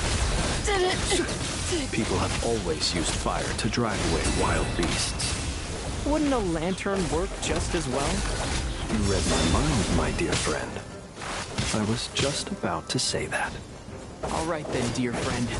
Bring the light! The deception ends here. Can't hide the truth.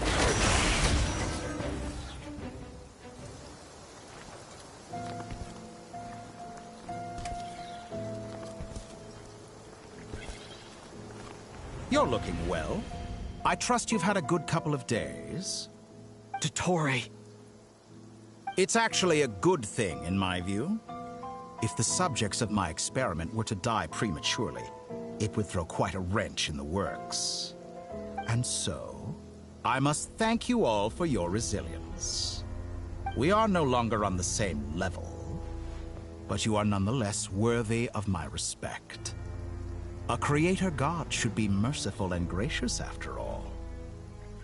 And in any case, it is only right that before I end your lives, the world is informed of the arrival of their new god.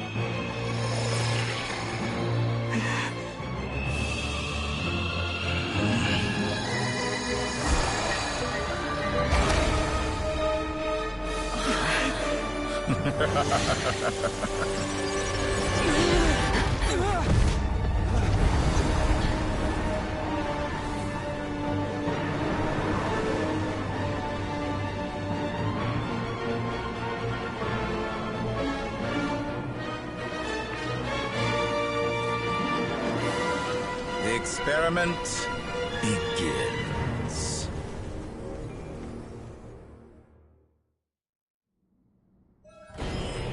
With the marrow of the three moons in my hand, behold the false moons fall!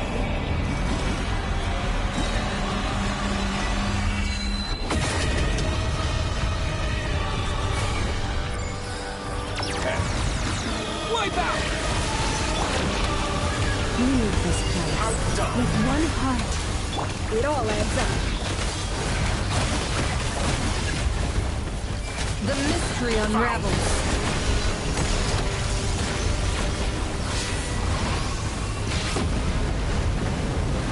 No more lies. Entry.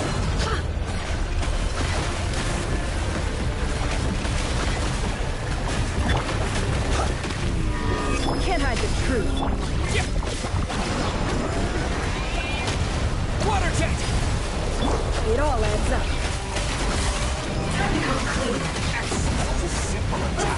And you're already struggling. Like an ant in my paw. Oh, I've been moved inside another space, and it's sealed off. Looking at the structure of it, it seems like the Torii intends to trap us here. There's no exit. Our endurance is about to be put to the test.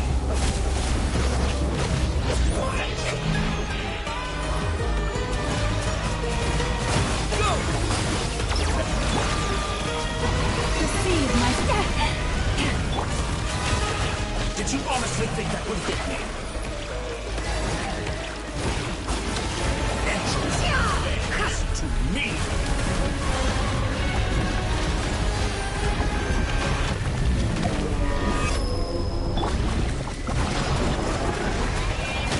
Go! Reverse. Can't hide the truth. Seek within. Lush as the moon. By the frost moon gold. Bombs away! Openings on purpose. With the marrow of the three moons in my hand, behold the false moons fall!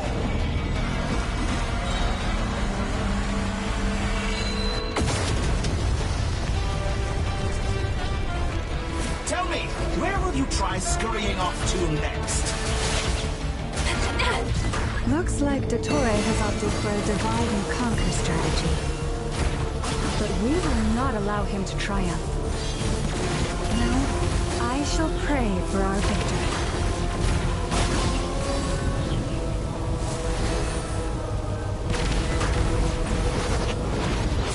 Entry bends to me!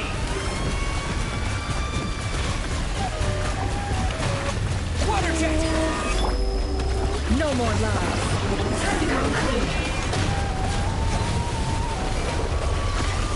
How unfortunate. Good, keep it up. I'm still beaten. Water jet! Found it. Moon's remnants.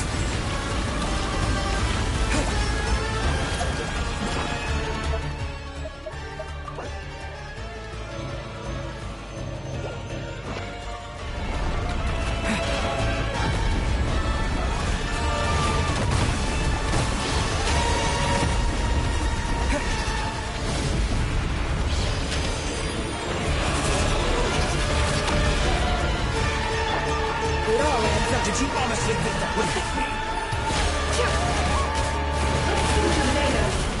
Be annihilated, that which cannot stand against me. What's this supposed to be? A knockoff version of the space Columbina got trapped.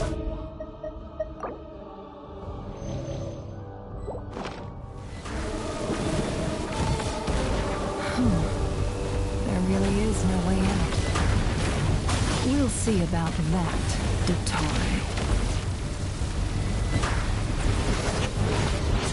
Entry. I have not intended to take your teammates.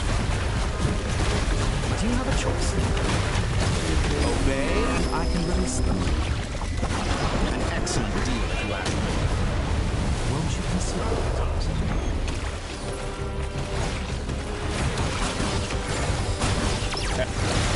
Did all the long years teach you nothing?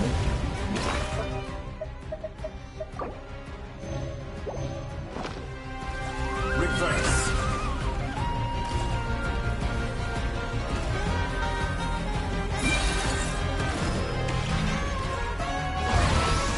Wipe out!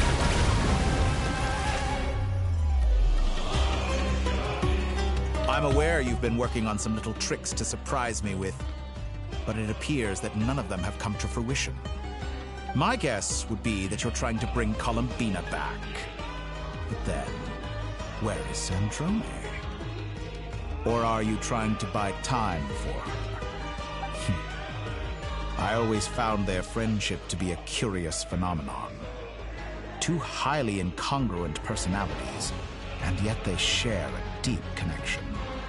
Speaking of Columbina, I once saw her as like a younger sister.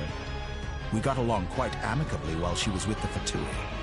But then one day she suddenly decided she would refuse to take part in any further experiments. To this day, I truly don't understand what I could have done to upset her so much. It's such a pity. I could have had a sister, a family. But alas, she grew to dislike me. You're not fit to be family to her. That I can't deny. So many people, all obsessed with playing out the same tired old dramas. This world is rotten to the core. And then there's you. You had every opportunity to reach the right conclusion. The thought of killing you off like this? But I maintain that I approached you in good faith, so I will offer you another chance. Will you work with me? You have until I count to 10 to make your choice. 1, 2, 3. Not in a million years.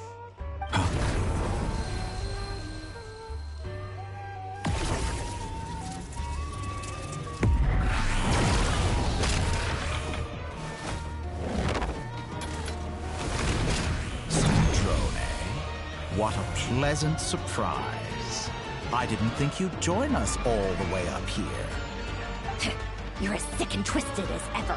Don't fool yourself into thinking anyone's grateful for the chances you're offering them. Sandrone? But the formula hasn't finished running yet. Funnily enough, I was just discussing a collaboration opportunity with the Traveler, and then I see you, who I must say is a good example of an opportunity gone to waste. Gone to waste? I said that everyone would get one chance, and you've used yours to march right back into the lion's den. So yes, it's an utterly wasted opportunity. And what makes you think I believe a word that comes out of your mouth? I was planning on disposing of your little formula after wrapping up more urgent business here. But since you've taken the trouble of serving it to me on a silver platter, I can simply bring it forward in the schedule.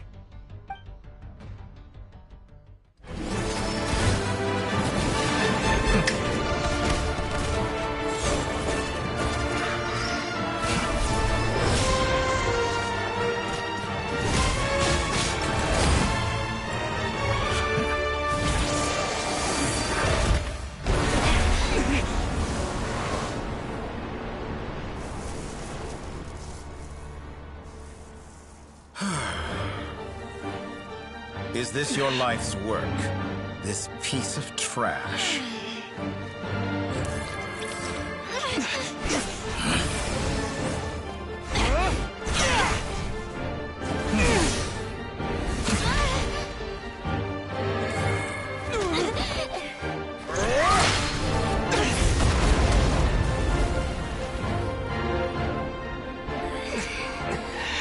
Your formula runs too slowly, Sandrone. You put your hope for success on others instead of fighting dirty. That is why you have failed. Now, whom should I slay first? Any volunteers? No one? How nice of you to leave the decision to me.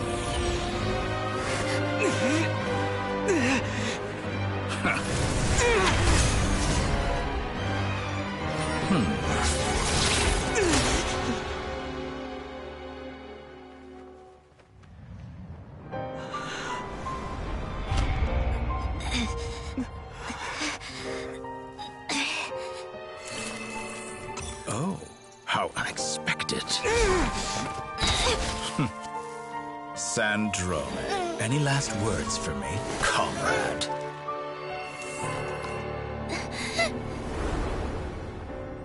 Is there anything you wish for?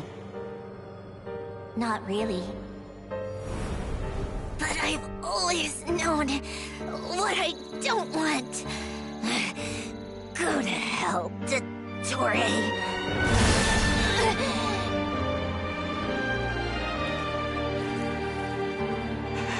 No!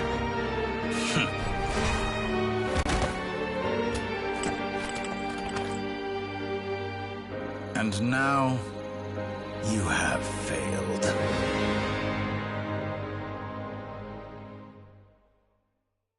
Sandrone! Now you see how fragile mechanical contraptions are. Just a gentle tap, and they fall to pieces. However keen of an inventor Sandrone may have been, her death spells the end of the formula that was running inside her body. Of course, I have to commend her for making it this far. As her colleague, I have to admire her stubborn tenacity. Now, it is time for you to take your place by my side. My count was interrupted, but the second chance I extended to you still stands. Once again, you are welcome to join me. By now, I'm sure you have gained a greater appreciation for the power and authority I wield. What is stopping you from embracing a new world of endless possibilities? Not in the mood to talk? As you wish. You seem less talkative than usual today. I'll change the topic to something more apropos. Sandrone was always like this, never trusting anyone. Always so reluctant to share her research with them. Objectively speaking, she had her strengths. It is remarkable how she extracted and even optimized the world formula from so much data. But her inability to trust was her undoing. Had she allowed someone else to monitor or run the formula for her, you might still have a chance at victory even now. But regrettably, she was a stubborn fool. As much as it pains me, she had to go. Dottore, maybe this is news to you, but people can change. Columbina surprised you when she escaped. And I think Sandrone would surprise you too. Change? You can twist the truth however you want, but I see it clear as day. You're the one who can't trust other people. Is that how you see me? By this point, what can you hope to do about it?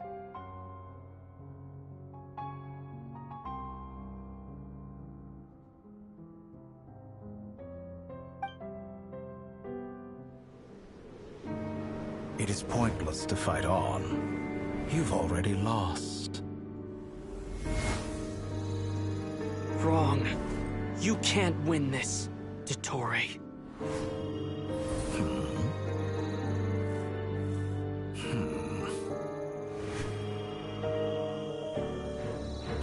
What?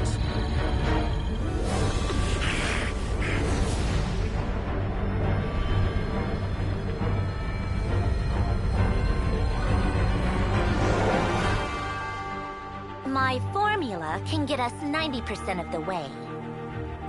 It will connect you to Columbina. Then, I will bring the formula's output to the Traveler's side. For the last 10%, do whatever it takes. Just bring the moon down.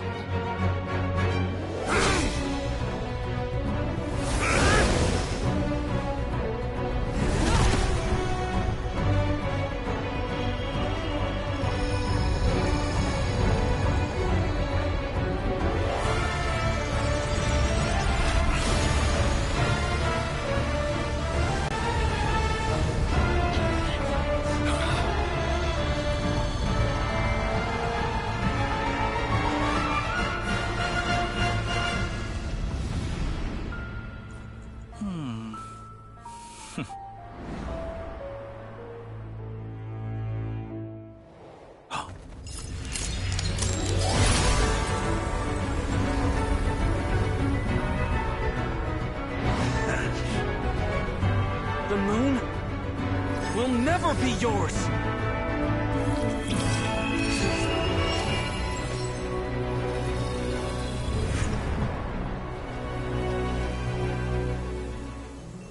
I turn my body into moonlight and pour it over Nodcry.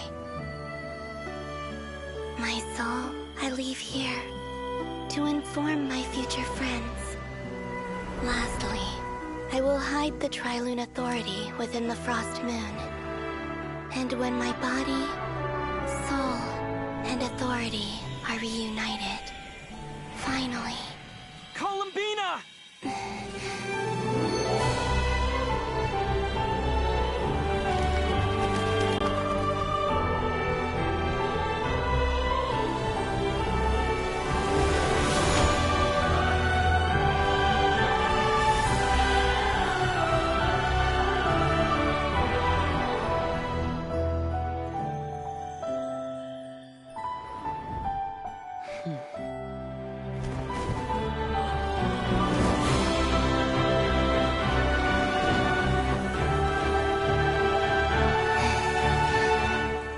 It's been too long.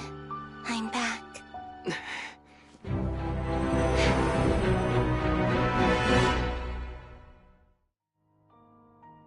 Stay focused on the battle, Traveler. What a touching reunion. Though I personally find myself repulsed by the sight of weaklings huddled together for war. Now, quite finished patting yourselves on the back. Show me how long you can struggle. Or you drown. Did you honestly... Watch out, Columbina! He can manipulate space itself! I know. Wait for the right moment. We'll strike together. Moon's remnants fall. Yeah! Entropy.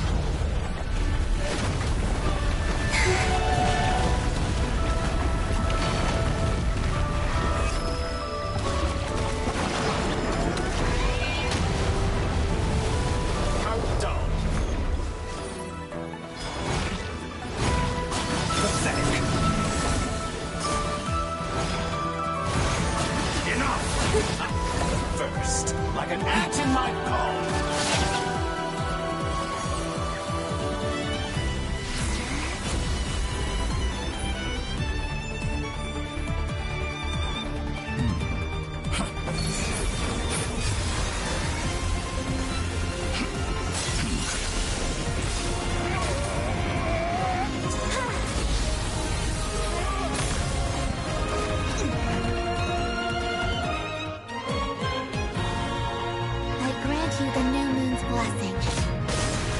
The new moon shines upon you.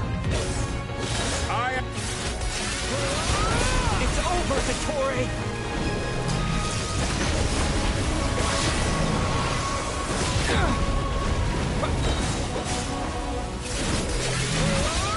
Time to pay for your heinous crimes! No longer must the world cower in the cold night. Future is not yours to command! Let the moonlight dispel the darkness.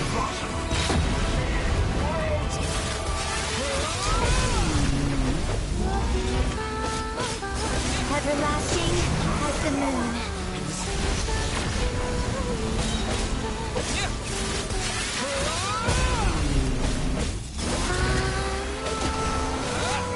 Only I will shape the new world.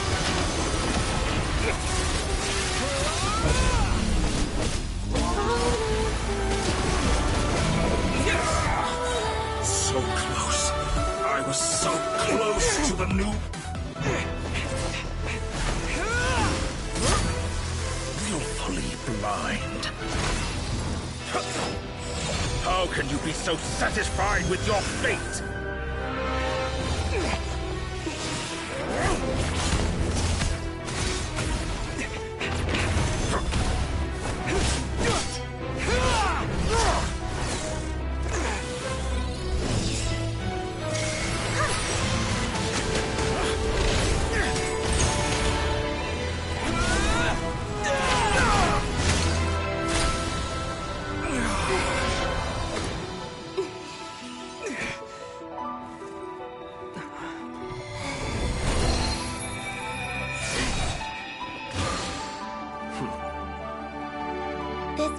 was never about fate. It's about friends, family, and the home you stole from them. So dull. Only the weak rely on each other for comfort. You shall see. Once I transcend fate, you will be nothing but fodder for my grand experiment! That will never happen.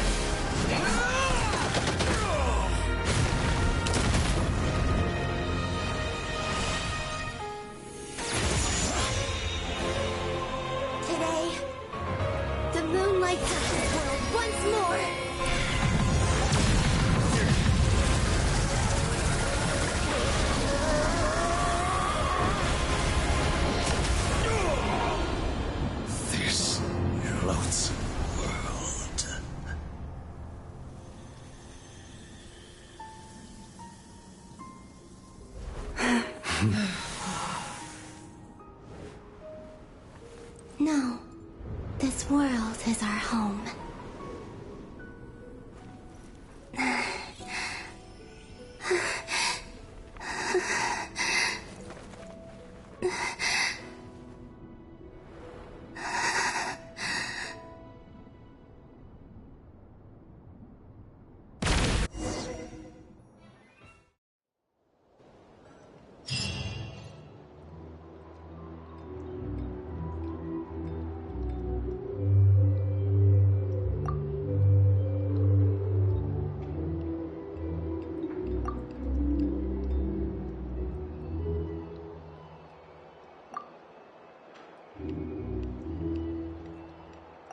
No, you're doing it wrong.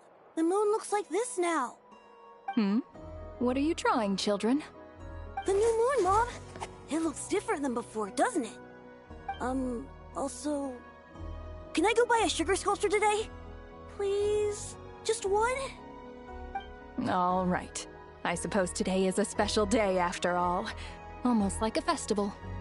Extra, extra! Get the latest Nasha Express here!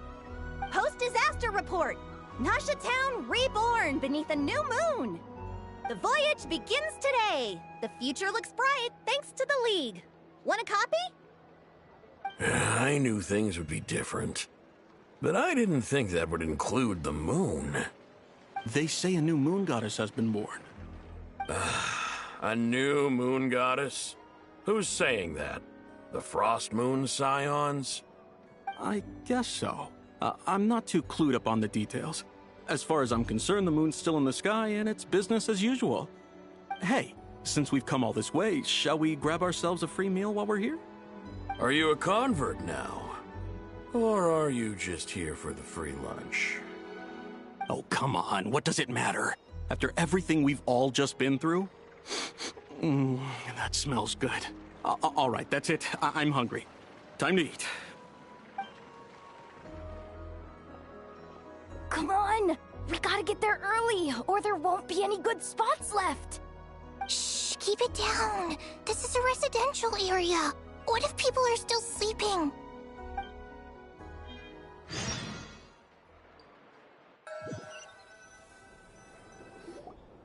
Why is it so noisy outside?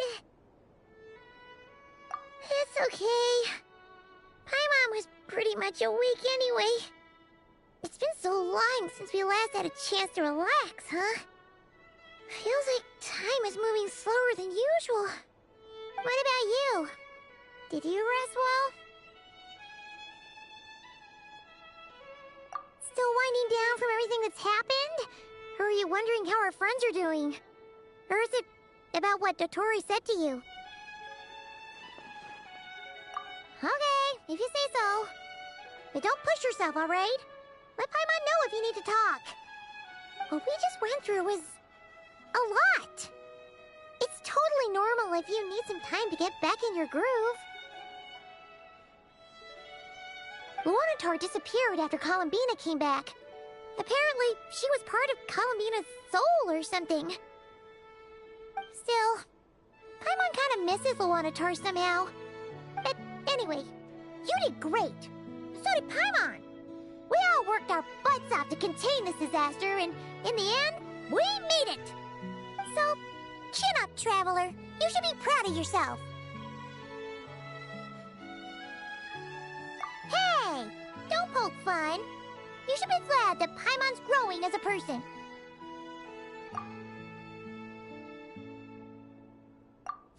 Paimon didn't think you'd mention it.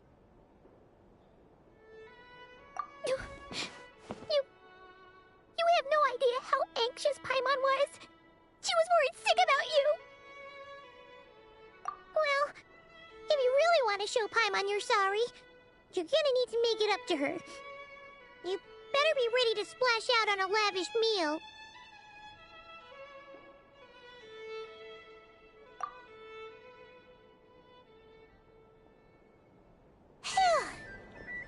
Okay. Paimon's full now.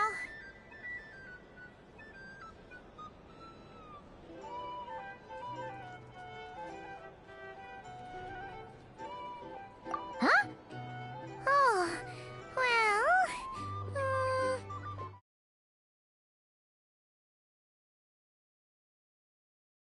Here for some breakfast? Oh, I've already eaten. Just need some water. I was mostly worried you might forget what day it was today. So, I came over to remind you. Careful there, Paimon. Too much food will make you drowsy. Don't let anyone catch you hiding at the back and nodding off during the League meeting. You should probably be saying that to Aino. She's the baby of the group, if anyone.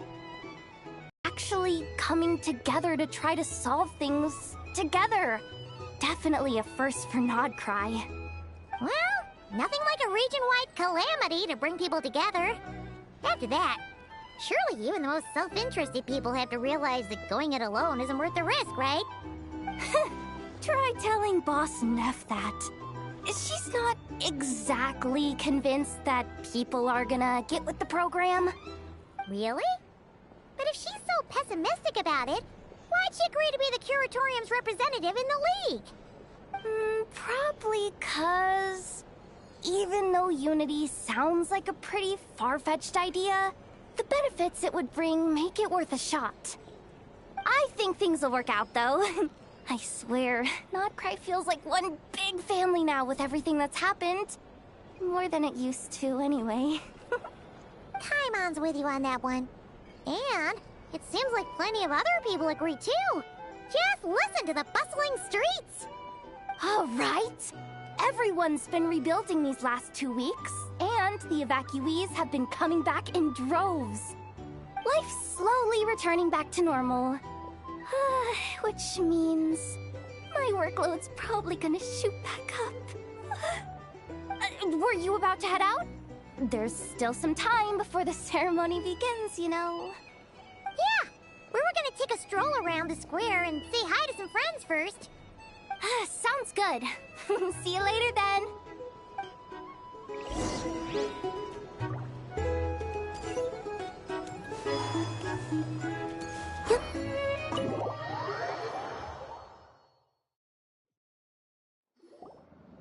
Please accept today's boon. Have a nice day. Are Paimon's eyes deceiving her? Or is that Inefa handing out food for the Frost Moon Scions? Hello there. Would you like a feast of the moon, along with some snacks of the day? So, what's new, Inefa? It was only a few days ago when we last saw you, but it looks like you've joined the Frost Moon Scions in that time. And Aino, too? What are you talking about, Paimon? We're just here to help. Duh. In the wake of the disaster, it's all hands on deck. We responded to Lama's request for support. At times like these, The smallest good deed can inspire others and help them through the hard days ahead. And we're using eggs and heating tubes to make that a reality. In true Krumkake Craft Shop style! Enough! Did you hear that? The Traveler said I did good. The Traveler! That's because it's true, I know. Proposal. If you can resist eating today's dessert, I will provide you with compliments, too. No way! Well, that proposal got shot down quickly. I need something to get me through the hard times too, you know. Mom! Yes, dear. Go right ahead. Excuse me. Could I take a photo with the robot lady? She helped us get safely out of Notcry, and she helped us get back home too. She's the best. Of course she is! And since I'm the whiz kid who built her, that makes me even better than best, right? But you stole my snacks, though. Oops. Shall we move to the open space near the center? The view there is better. Thank you! Aren't you the better pick for this job, Flint's? You underestimate yourself yet again, Master Ilua. Not at all. I rarely come by Nasha Town. I don't know any of the big shots here. All in good time. Socializing is a step-by-step journey. But you're much further ahead on that road, aren't you?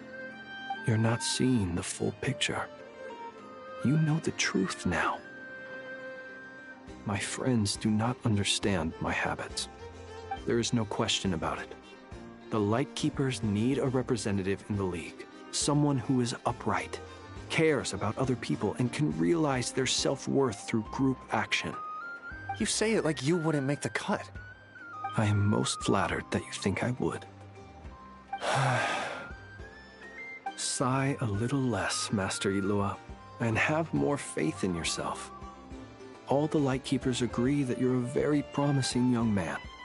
That is precisely why Starshina and Nikita felt safe delegating such important work to you. I'm sure we all also agree that we would sooner die of dehydration than manage to wrangle anything out of you in a discussion. My apologies. I am not in the habit of bringing water with me when I go out. Whatever. I'll take the job. By the way, who else is part of this? Oh, it's quite the who's who of Notcry. There's the Moon Chanter of the Frostmoon Scions, the boss of the Curatorium of Secrets, a representative of the Voynich Guild, and even someone from the adorable Krumkake Craft Shop. I'm sure you will find speaking with them to be a genuine pleasure. If you say so. I've never done this work before, so I'm honestly a little scared of making mistakes. But I'll do it. Not only is it our duty as Lightkeepers, but because I want to make Notcry a more welcoming place. An admirable attitude to take. The beacons are lit, Ilua. We're but one step away from breaking through the blizzard. We have the chance to band together and build our shared homeland into an Elysium. This is unprecedented for Notcry. An opportunity not to be missed. Yeah. You're right. I'll do my best. Quite a few familiar faces have arrived. Let's go, shall we?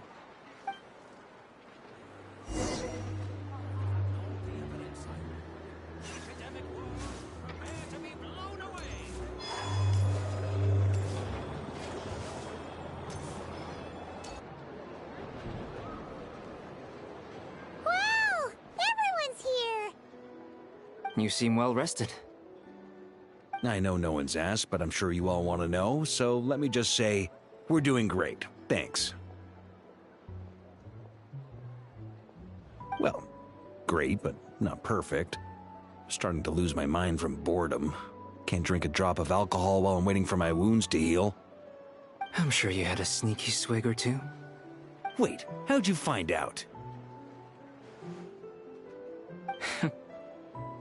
I'm sure you must be missing Mondstadt after all these years away, Grandmaster. Yeah, you could say that again. Every time I get news from Mondstadt, it makes me want to go back and see the place for myself. Honestly, once things are wrapped up here, I think it'll be time to head back home. Hey, looks like someone's taking the stage. Can everyone see okay? Anyone need a boost? I'll just listen from the back. It's fine. You're taking this pretty seriously, huh, Durin? Well, it's not every day that I get the chance to see how people speak in official settings. Soak it up like a sponge. I'll make sure you get a chance to practice for yourself later down the line. Actually, I know just the thing. You can debrief the Knights of Favonius for me. Mr. Varka, are you forgetting that I'm not a Knight of Favonius? I can knight you. Any particular title you'd like? Is he joking? I really can't tell. You'll have to figure this one out for yourself. It'll be a good learning experience. It is my honor to host the opening ceremony for the League, and to have this opportunity to speak to you all in my capacity as Voynich Guild representative. Could this person also have been pushed onto the big stage by the real big shots? Guess I'm not the only one then. We come here today, having weathered the trials and hardships of yesterday, and having learned from them the importance of unity and cooperation. All right, here we go. Uh-oh, looks like Aino's off in Dreamland already. Wait, Boss is looking kinda drowsy too. What's up with her? Come on, get this speech over with already. Nodcry is our home, the land we rely on for survival. And as we chart a course for the future, may we persevere through the storms ahead as we sail towards a new era of prosperity, freedom, and hope.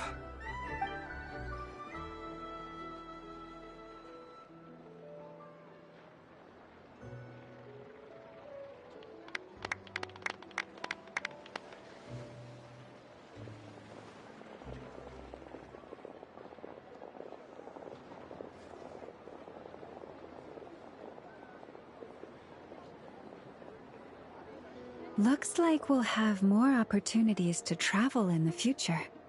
I'm sure you'll cope, Lady Moonchanter, given how fleet of foot you are. Unfortunately, I suspect I'll be too busy at the Curatorium to act as your host. We have a busy schedule, not to mention an international network of contacts to manage. That'll be all right. I'll just check your schedule with Yehoda well in advance. And if she's not available, I can simply ask Ashru.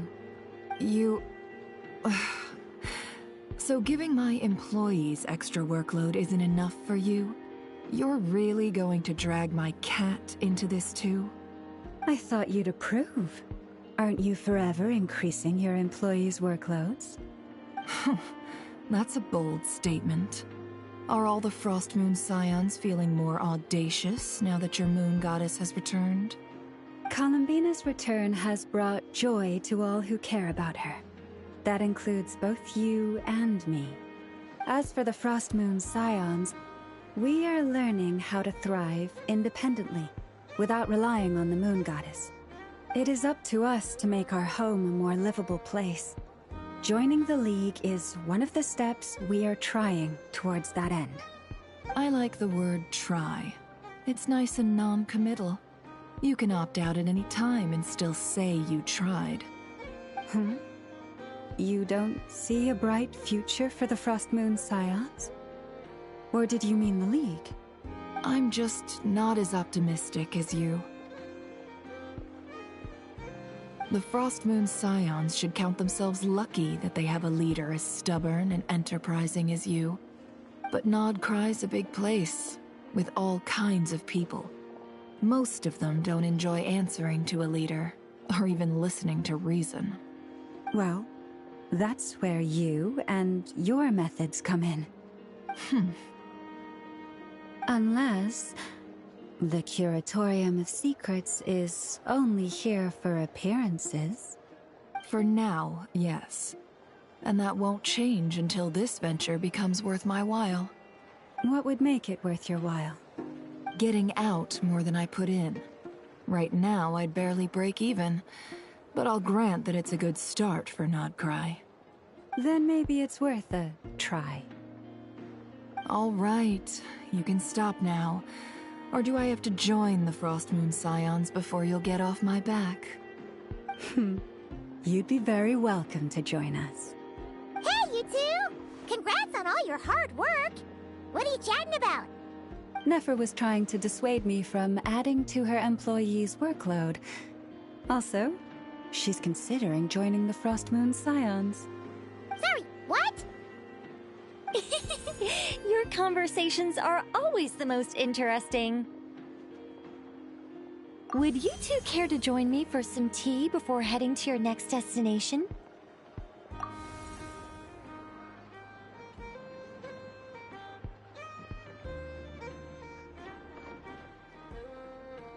Nicole? Wait, where are you? Aren't you gonna show up today? Sadly not. I'm otherwise occupied right now. I'm sorry, Paimon. I can hear how disappointed you are. If it's any consolation, let me say that how things appear on the surface is a far cry from what they are at their core. Perhaps you'll feel better if you focus on the fact you have a special line of communication with the great mage herself. Okay? Has something happened? No, or not yet, anyway. Well, that's not ominous at all. Not for the time being. Just think of this as a general check-in to make sure this communication system is still running smoothly. Besides, it's good to chat once in a while if we want to maintain our friendship. You could have just said so. Paimon got all worked up for nothing. Still, the best friendships are built through face-to-face interaction, you know. It's never gonna stop being weird having tea with you when you're not there and just talking to thin air. All right, fair point. I'll bear that in mind for next time. Yeah. Any update on that crisis at the world's borders? Alice just informed me that they had their work cut out for them. And now everyone's thoroughly exhausted. But they did finally get things back under control. Still, we can't let our guard down yet. The disruption caused by this disaster has made Teyvat easier to detect from the outside universe. She plans to wait for things to stabilize, then reschedule her Mondstadt vacation plans. As for me, I agree with Hat Guy's perspective. This is a time when many new variables are emerging, and the situation is changing constantly. Plus, most of this change is for the worse. We have to remain vigilant and ensure that the embers of chaos are not rekindled. I did notice that the energy in Nodcry changed somewhat after the War of Funerary Flame, but since it was still aligned with the Light Realm, I never gave it a second thought. It looks like I'll have to examine the connections between phenomena I observe more closely in the future. Just doing my duty. It's more or less second nature by now. Of course. To give you the full picture, I'd have to start with the substance from which angels were formed. Never mind. Paimon's right. Showing off my knowledge would be much more satisfying in person. By the way, you did receive the gifts from the Hexen Circle, yes? I'm not trying to claim credit or anything, but my pride demands that I at least mention it. They're quite similar to the protective talisman that Alice gave Dory, but with some very special enhancements. Oh! So that's what kept our friends safe when Dotori trapped them. Indeed. We went to great lengths to make sure they were invisible to his eyes. I'm so happy they came in handy. Still, not fishing for gratitude, by the way.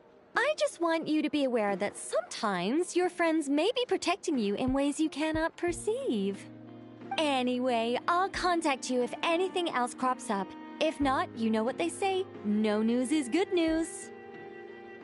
Oh, my angelic instincts are tingling. They say you should head to the docks next. Your friends are about to board their ship home.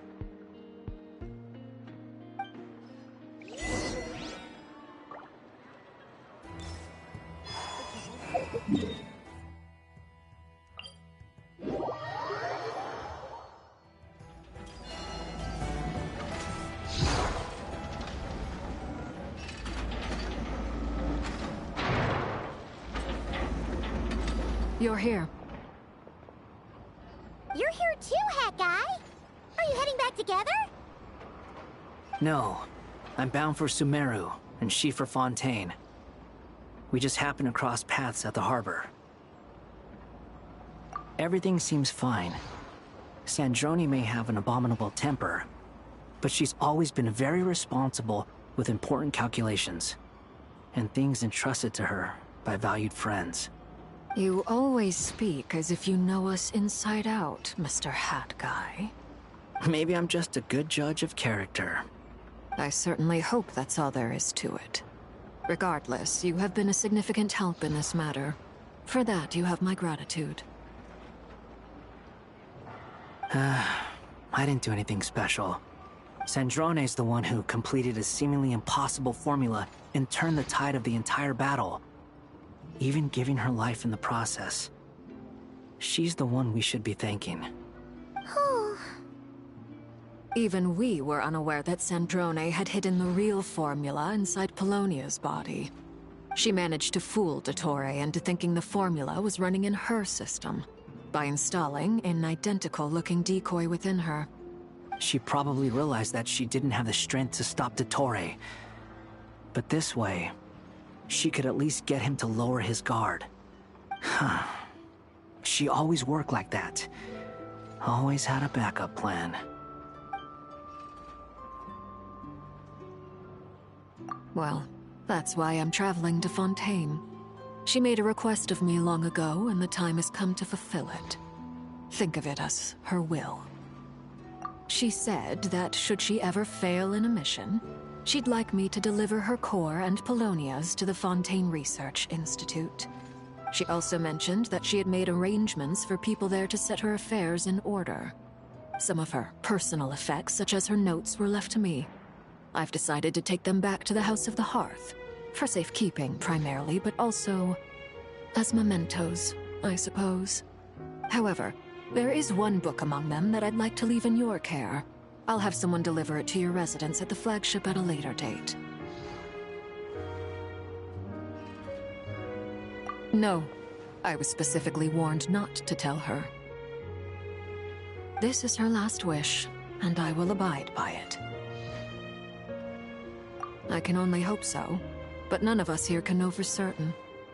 I bade farewell to Columbina earlier today. As promised, she turned the iridescent moon's marrow over to me. She spent a long time with Sandrone's body, saying her goodbyes. Oh, is she alright? Sandrone's passing has left a great wound in all of our hearts. It will take time to heal, but Columbina surprised me. She offered me some words of comfort before I departed.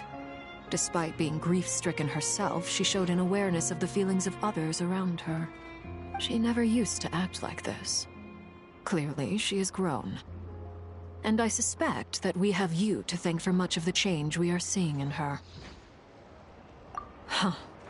After these recent events, the Tsaritsa has revoked the Pale Star Edict. Snezhnaya now realizes that the arrest warrant for Columbina was just a ploy by Dottore, who coveted her powers. I shall return to Nodcry to see her as soon as I find the time. I hope that from now on, she too will explore more of the world. Columbina Hyposelenia's journey is only beginning. My ship is here. Traveler, Paimon, we shall meet again. You too, Hat Guy. What are you still bumming around for? Isn't Columbina waiting for you? I thought today was the day you'd agreed with her to go find out the truth about your sibling. You're afraid you won't like the truth when you see it. Well, this is new. I was starting to think that nothing could scare you. say that. Wouldn't you be if you were in this situation? Fair point. But I'd say I have more experience facing up to unpleasant truths than the Traveler. They say blood's thicker than water. I know how much you need your family back. More than you need any of your friends. And I'm sure that all your real friends understand that too. No matter what the truth turns out to be, they will stick by you and support you, whatever decision you make. Finding the truth is important. But more important still is what you choose to do once you've found it. At least, that's the life lesson I've learned from my experience, grappling with the truth. What? Now that Dottoro's dead and gone? A little, I guess. But it hasn't solved everything. Maybe I regret not getting to end his life with my own hands. Or maybe it's something else. But for whatever reason, I still feel like I have a chip on my shoulder. Either way, I'm going back to Sumeru. Lesser Lord Kusanali is gonna need help dealing with all the chaos Dottori left in his wake. Not just from this incident, but everything he did in the past, too. You should continue with your journey, as you've always done. Who knows? Maybe we'll meet again someplace else. So, what should we do now? If you want to explore a bit more to steady those nerves, Paimon's game! After all, when Columbina said she knew where your ship was hidden, Paimon promised to give you two some alone time with the truth. It hasn't been all that long since we were last apart, sure, but with Columbina there, Paimon's sure things will be just dandy. Ain't no biggie. Paimon might be all about that food and fun, but she knows how to do right by people. Paimon's sure you'd prefer to digest the news about your sister in peace. But, no matter what you see, just know you can share it with Paimon. Of course, as long as it's not super private. If you can't make sense of something, let's give it some thought together. And even if we both can't figure it out, Paimon can at least treat you to a nice meal. Glad to hear it. Feel better now? Alrighty. Next up, time to meet with Columbina.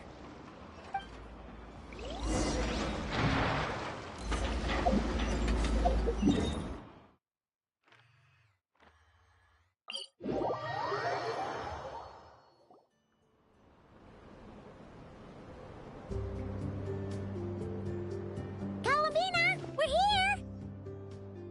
Can't quite believe we're meeting out here. We've gotten used to walking over to Silver Moon Hall whenever we go see you.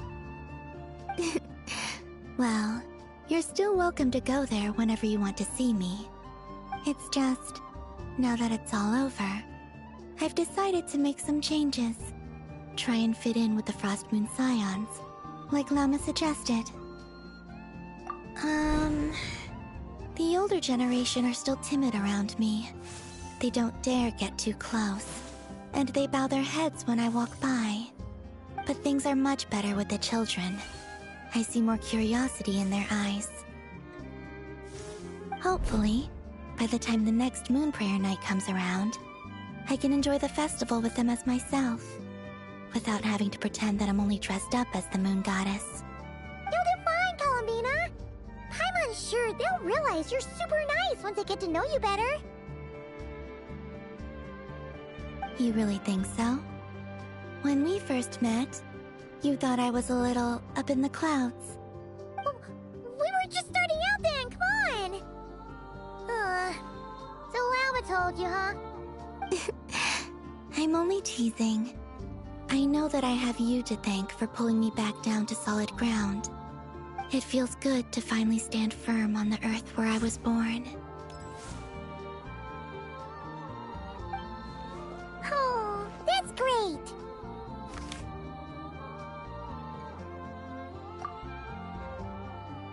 Thank you.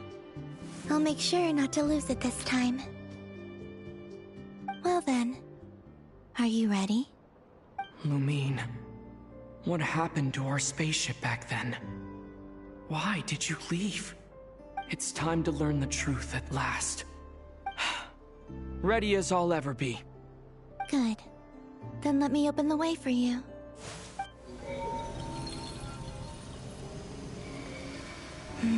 Where does this lead? To our shared destination. Huh? Do you remember me telling you about my missing prologue back when we just met? I said that my story began on the moon. But while I was inside the moon's reflection, I realized that my prologue was really hidden in the future. I just had yet to discover it at that point. The story of the time before I was born was in fact the story of my distant future. It's truly fascinating. But when I obtained the Trilunar Authority and returned to our present reality, I sensed something I hadn't expected. Your prologue. So you mean...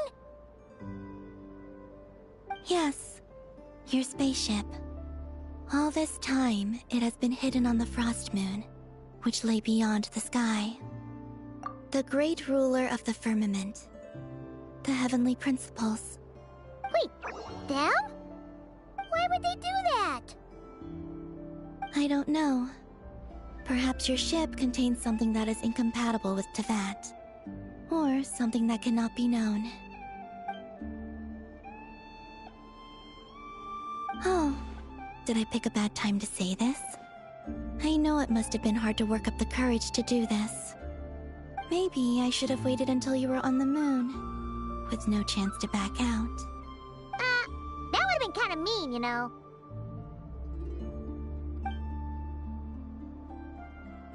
Take me there. Oh? Whatever is hiding in that ship, it belongs to me and Lumine. Those memories belong to us. No one else has the right to decide whether I should or shouldn't know about it. Not even the heavenly principles. Very well. Then let's go. You two take care, alright? And don't forget to come back soon! Rest assured, Paimon. We will. Traveler, after you. Thinking about the story that we'll find hidden on the moon? Yes. And hoping that it has a happy ending. Stories like that don't exist, you know? You don't believe in happy endings? I don't believe in endings.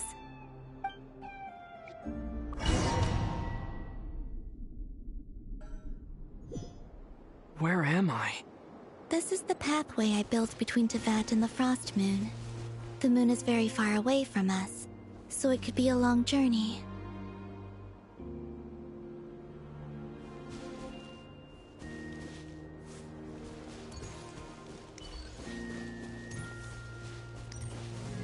After I obtained the Trilunar Authority, I unwittingly saw past events from many of my friends' lives.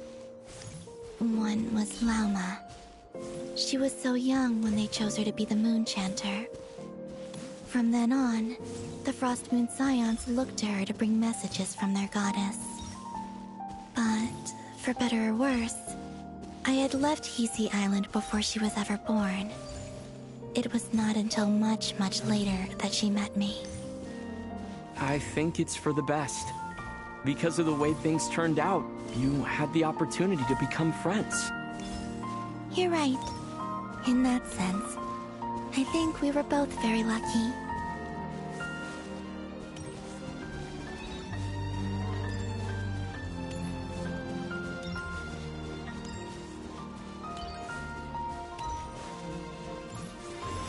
Oh, and about that mage, Nicole. I only recently learned that she has lived in Tevat since the time of the Three Moon Sisters. The Moon Goddesses always had a good relationship with the angels. I suppose our friendship continues that tradition.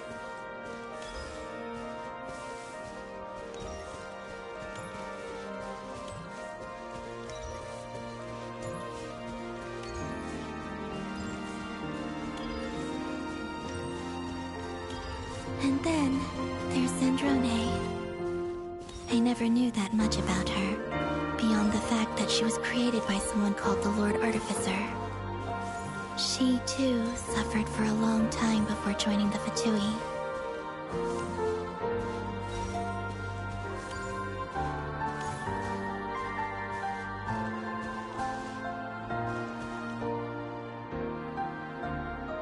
How I wish I could talk to her again, even if only to hear her say nasty things to me.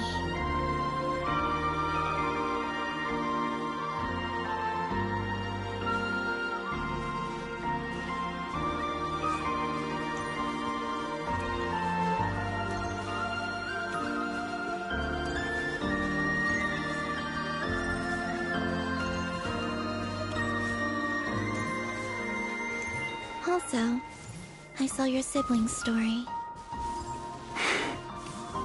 I'm afraid I didn't see much. It seems that she rarely came to the surface, where the moonlight shines. But I did notice that back when you first set out on your journey, she would often appear nearby, gazing at you from afar with a guilty look in her eyes. Lumine. Let us speak no more of the past. I probably shouldn't reveal so much about my friends. It's not my place. Let the moonlight carry us forth. We are very close now.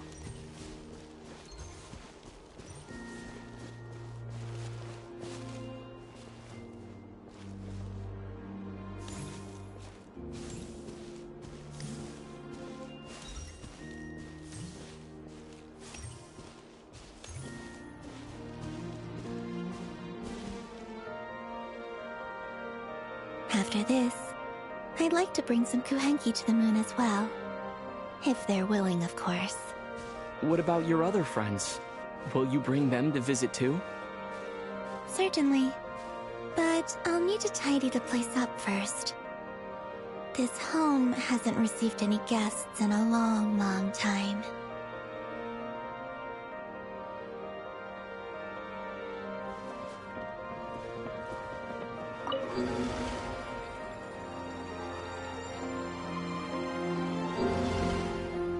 I remember writing something similar with you on Moon Prayer Night. I believe it was called... Dodoko's Whirligig. Yes, that was it. You asked me if I was afraid to return to the moon, and I said that I was. The idea that I had gained something precious, only to lose it so quickly. That frightened me. But I'm not afraid anymore. Besides, this time, we're traveling together.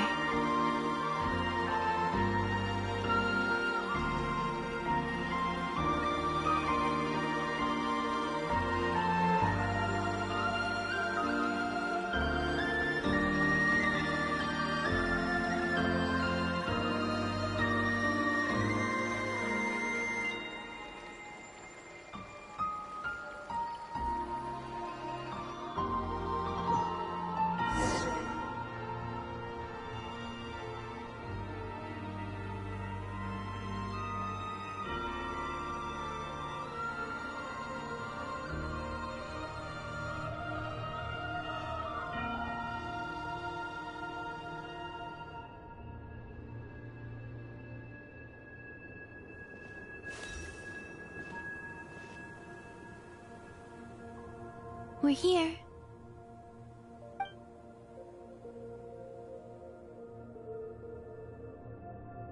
Over there.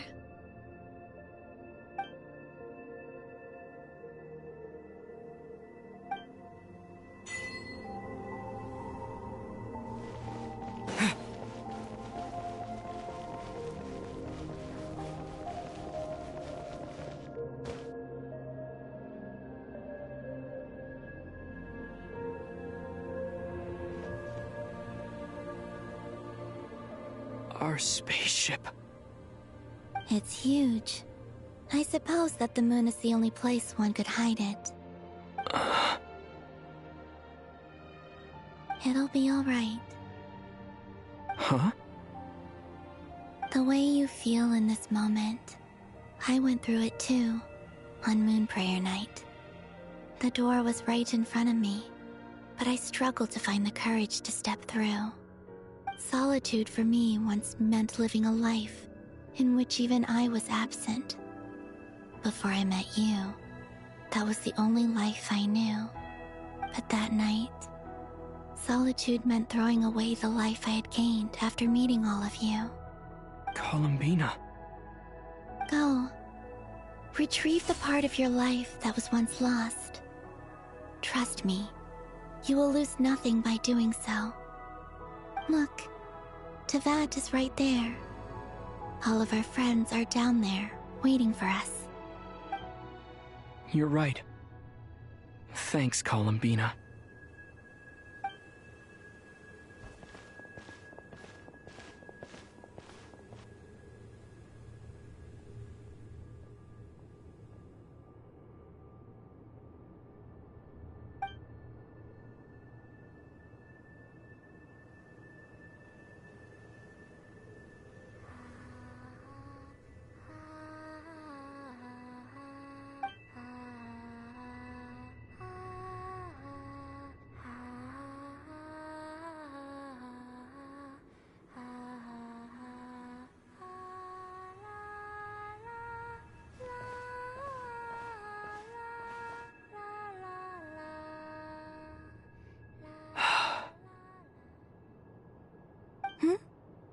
Finished? Yeah. Why did you take your eye mask off? Well, since my return, I've decided to take more opportunities to see the world with my own eyes. Besides, I've always wondered how Teyvat looks from the moon. And what do you think? It's beautiful. I could spend a whole day here just gazing at it. What about you? What do you think of the truth you found? I haven't looked at another person's expression in a long time, but I think yours is saying it was neither good nor bad. Keep this up, and it won't be long before you give Nephra a run for her money. Oh, I don't think that's going to happen. I'm much more used to sensing what's going on around me with Kuvaki. I think I'll save my eyes for seeing special moments I really want to remember. I read the spaceship's flight logs. I always assumed that this was my first time in Teyvat. I thought that Lumine and I must have been hibernating in space for centuries on end. But the logs show that our spaceship flew over the skies of Teyvat once before. A long, long time ago. Flew over? So you didn't land? No, the ship barely came to a stop before flying on again. After that, it continued traveling through space for a long time. Some of the data is corrupted, but I suspect that it kept flying for thousands of years. It was only after that that the ship made a forced landing in Nodcry. When Lumine found me, she came from outside the ship. Could this mean that she left the ship long before I did? Maybe even during our first pass over Teyvat. Are you alright? Yes, I can feel that the truth is coming together, one small piece at a time. I remember Lumine telling me that when she first arrived in Conria, she could not recall the past. So this might be something that even she doesn't know. Here, I made some space for you. Your mind must be racing, and this seems like the perfect place to relax and clear your head. Oh, wait, there's one more thing. What is it? Wait here a moment.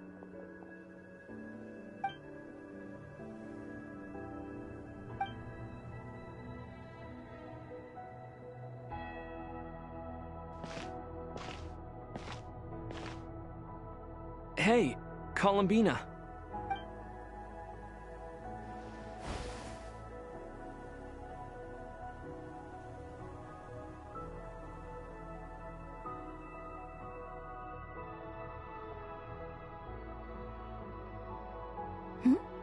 Is that a new outfit?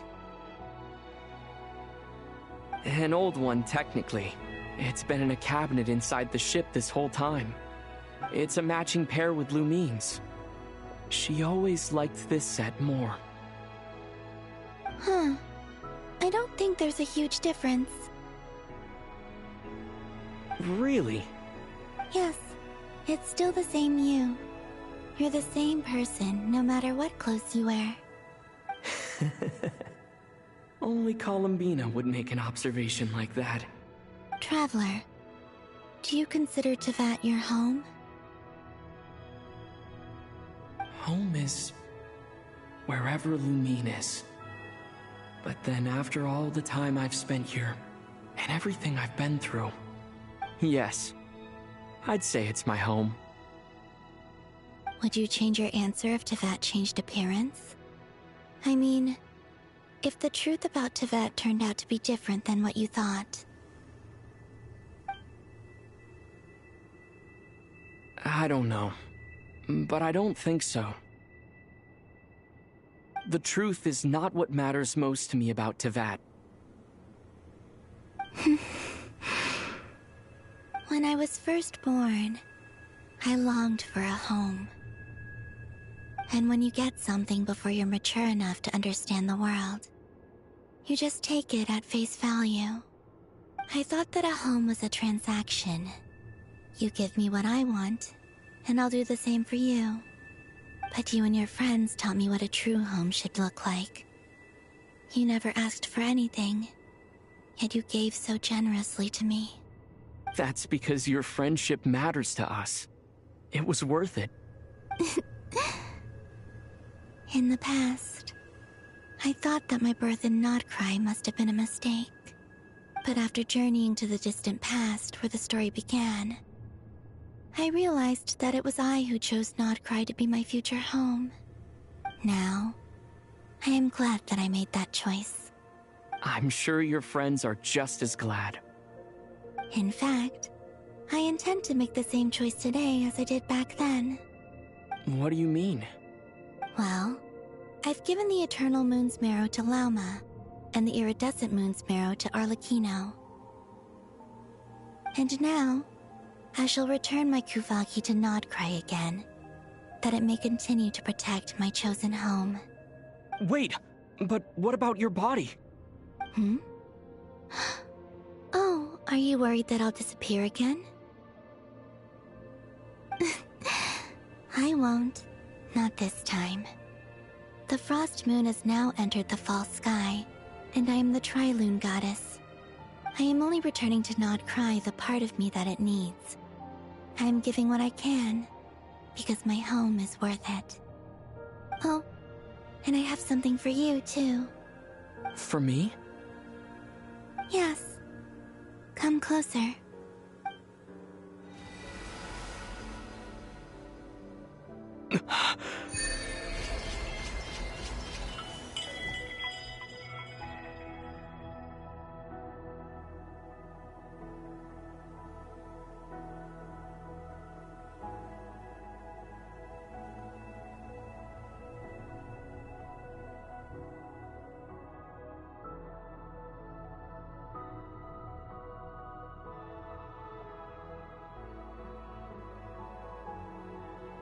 What was that? I lifted some of the restrictions this world placed on you. I trust this will help in your future adventures. My power. It feels like it's grown. I can use the elements more freely now. Thank you. This will be a great help. You're welcome. I see you as family, and after everything you've done for me, In fact, no. It's not because I owe you. It's because you're worth it. Here, this flower is for you.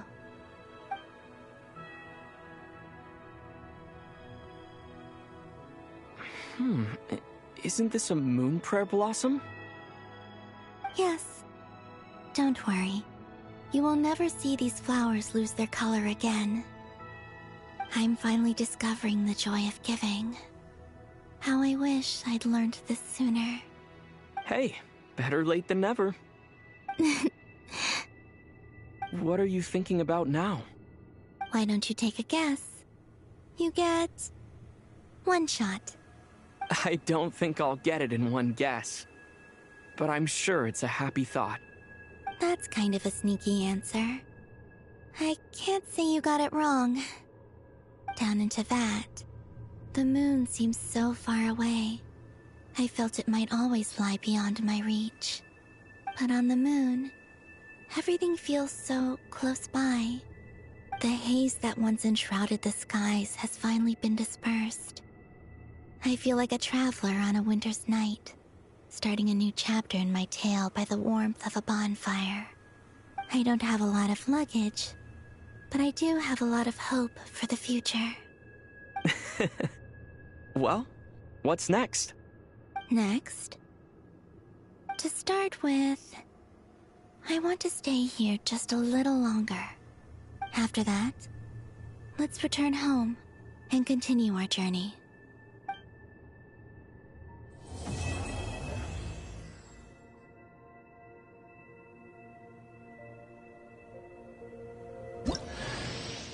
These clothes bring back so many memories.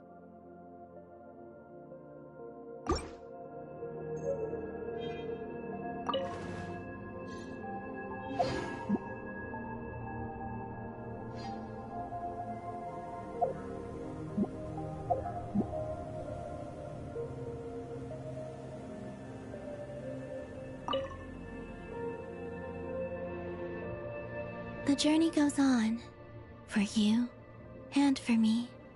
Like I said, this is not the end. I don't believe there has to be an ending. Oh, is that your next destination? Most people would probably tell you to pack some warm clothes. But I experience things differently than most people, so I can't know how cold it is. In fact, it is home to quite a wondrous heat source. I think they call it Kreshnik's torch. Every city in Snezhnaya is built around one of those. I sensed the energy it gave off as I was passing by on a railway train. It felt grand and distant. I also recommend the Korolievsky troupe in Snezhnograd. They give performances quite regularly, and entry was free for harbingers. I liked them a lot.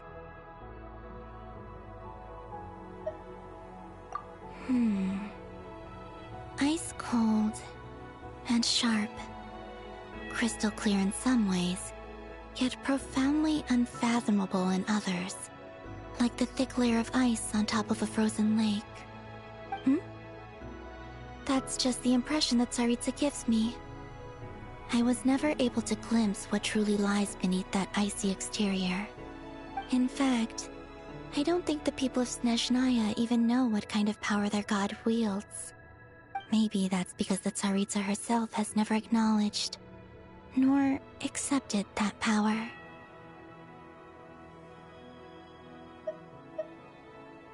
There's Regrator, the Rooster, and the Jester. Between them, they control a lot of what happens in Snezhnaya, but I can never wrap my head around how exactly power is split between them. I just know they are each responsible for many specific domains. I noticed that the Rooster and Regrator often appear to get along on the surface, while working against each other in secret. And theirs is not a friendly rivalry. But I wasn't particularly interested, so I tended to keep my distance. Now that I think about it, the term Mistelton often seemed to come up in connection with Project Stuja. Once things settle down in Notcry, I'd like to explore the world beyond Snezhnaya. You've told me so many stories about the other places you've been to, and all the friends you've made there. I'm curious to visit those nations and see them for myself. It would also help me learn more about the journey that has made you into the person you are today. Okay. As you continue on your journey, don't forget to gaze up at the moon once in a while. It is, after all, no longer an illusion. It shall cast down its true moonlight, connecting us in truth.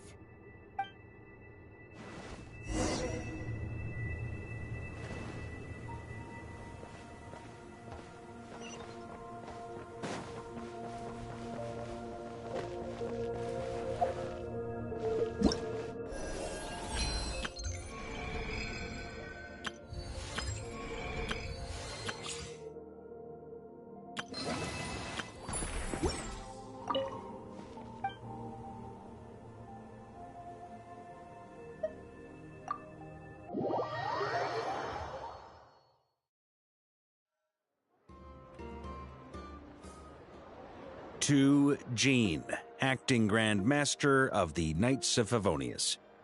Ugh, this preamble is such a pain to write. It's probably high time we got rid of this acting business. I trust that Dern has updated you all on recent events. Hope we didn't worry you too much. The good news is, we managed to come together and put a stop to the Doctor's evil schemes. With that, I think it's safe to say that Notcry is finally out of the woods. As for the Fatui, not counting the Damselette, aka the Moon Goddess, who has left their organization, we found ourselves allied in this instance with both the Knave and Marionette. May she rest in peace. As ever, we find ourselves better off for making friends rather than enemies. But until we can ascertain the Tsaritsa's true intentions, the future remains uncertain. In a short while... Wait... How am I meant to surprise everyone if I tell them in the letter that I'm heading home? Well, that would be a huge waste. Okay, got it. I will begin sending the expeditionary team back home in waves. I'm sure they'll be able to answer any questions you still have. I hope they won't gloss over the details of my many heroic deeds. But if they do, I'm sure it'll be because they're just too exhausted from the long journey. I think of Mondstadt daily. Please give everyone my best regards. P.S. The honorary knight went above and beyond this time. Are there any other honors we can give him? I'll leave it with you. P.P.S. Please be extra nice to Klee for the foreseeable future. I cashed in on the last favor that the Hexen Circle owed us, so we need to earn some more goodwill. If there's any serious problems, feel free to stick me in solitary confinement when I get back. I'll do the time for her. Whew. And that, as they say, is all she wrote. End of an era. And with the moon shining down brighter than ever, I think everyone is going to sleep well tonight.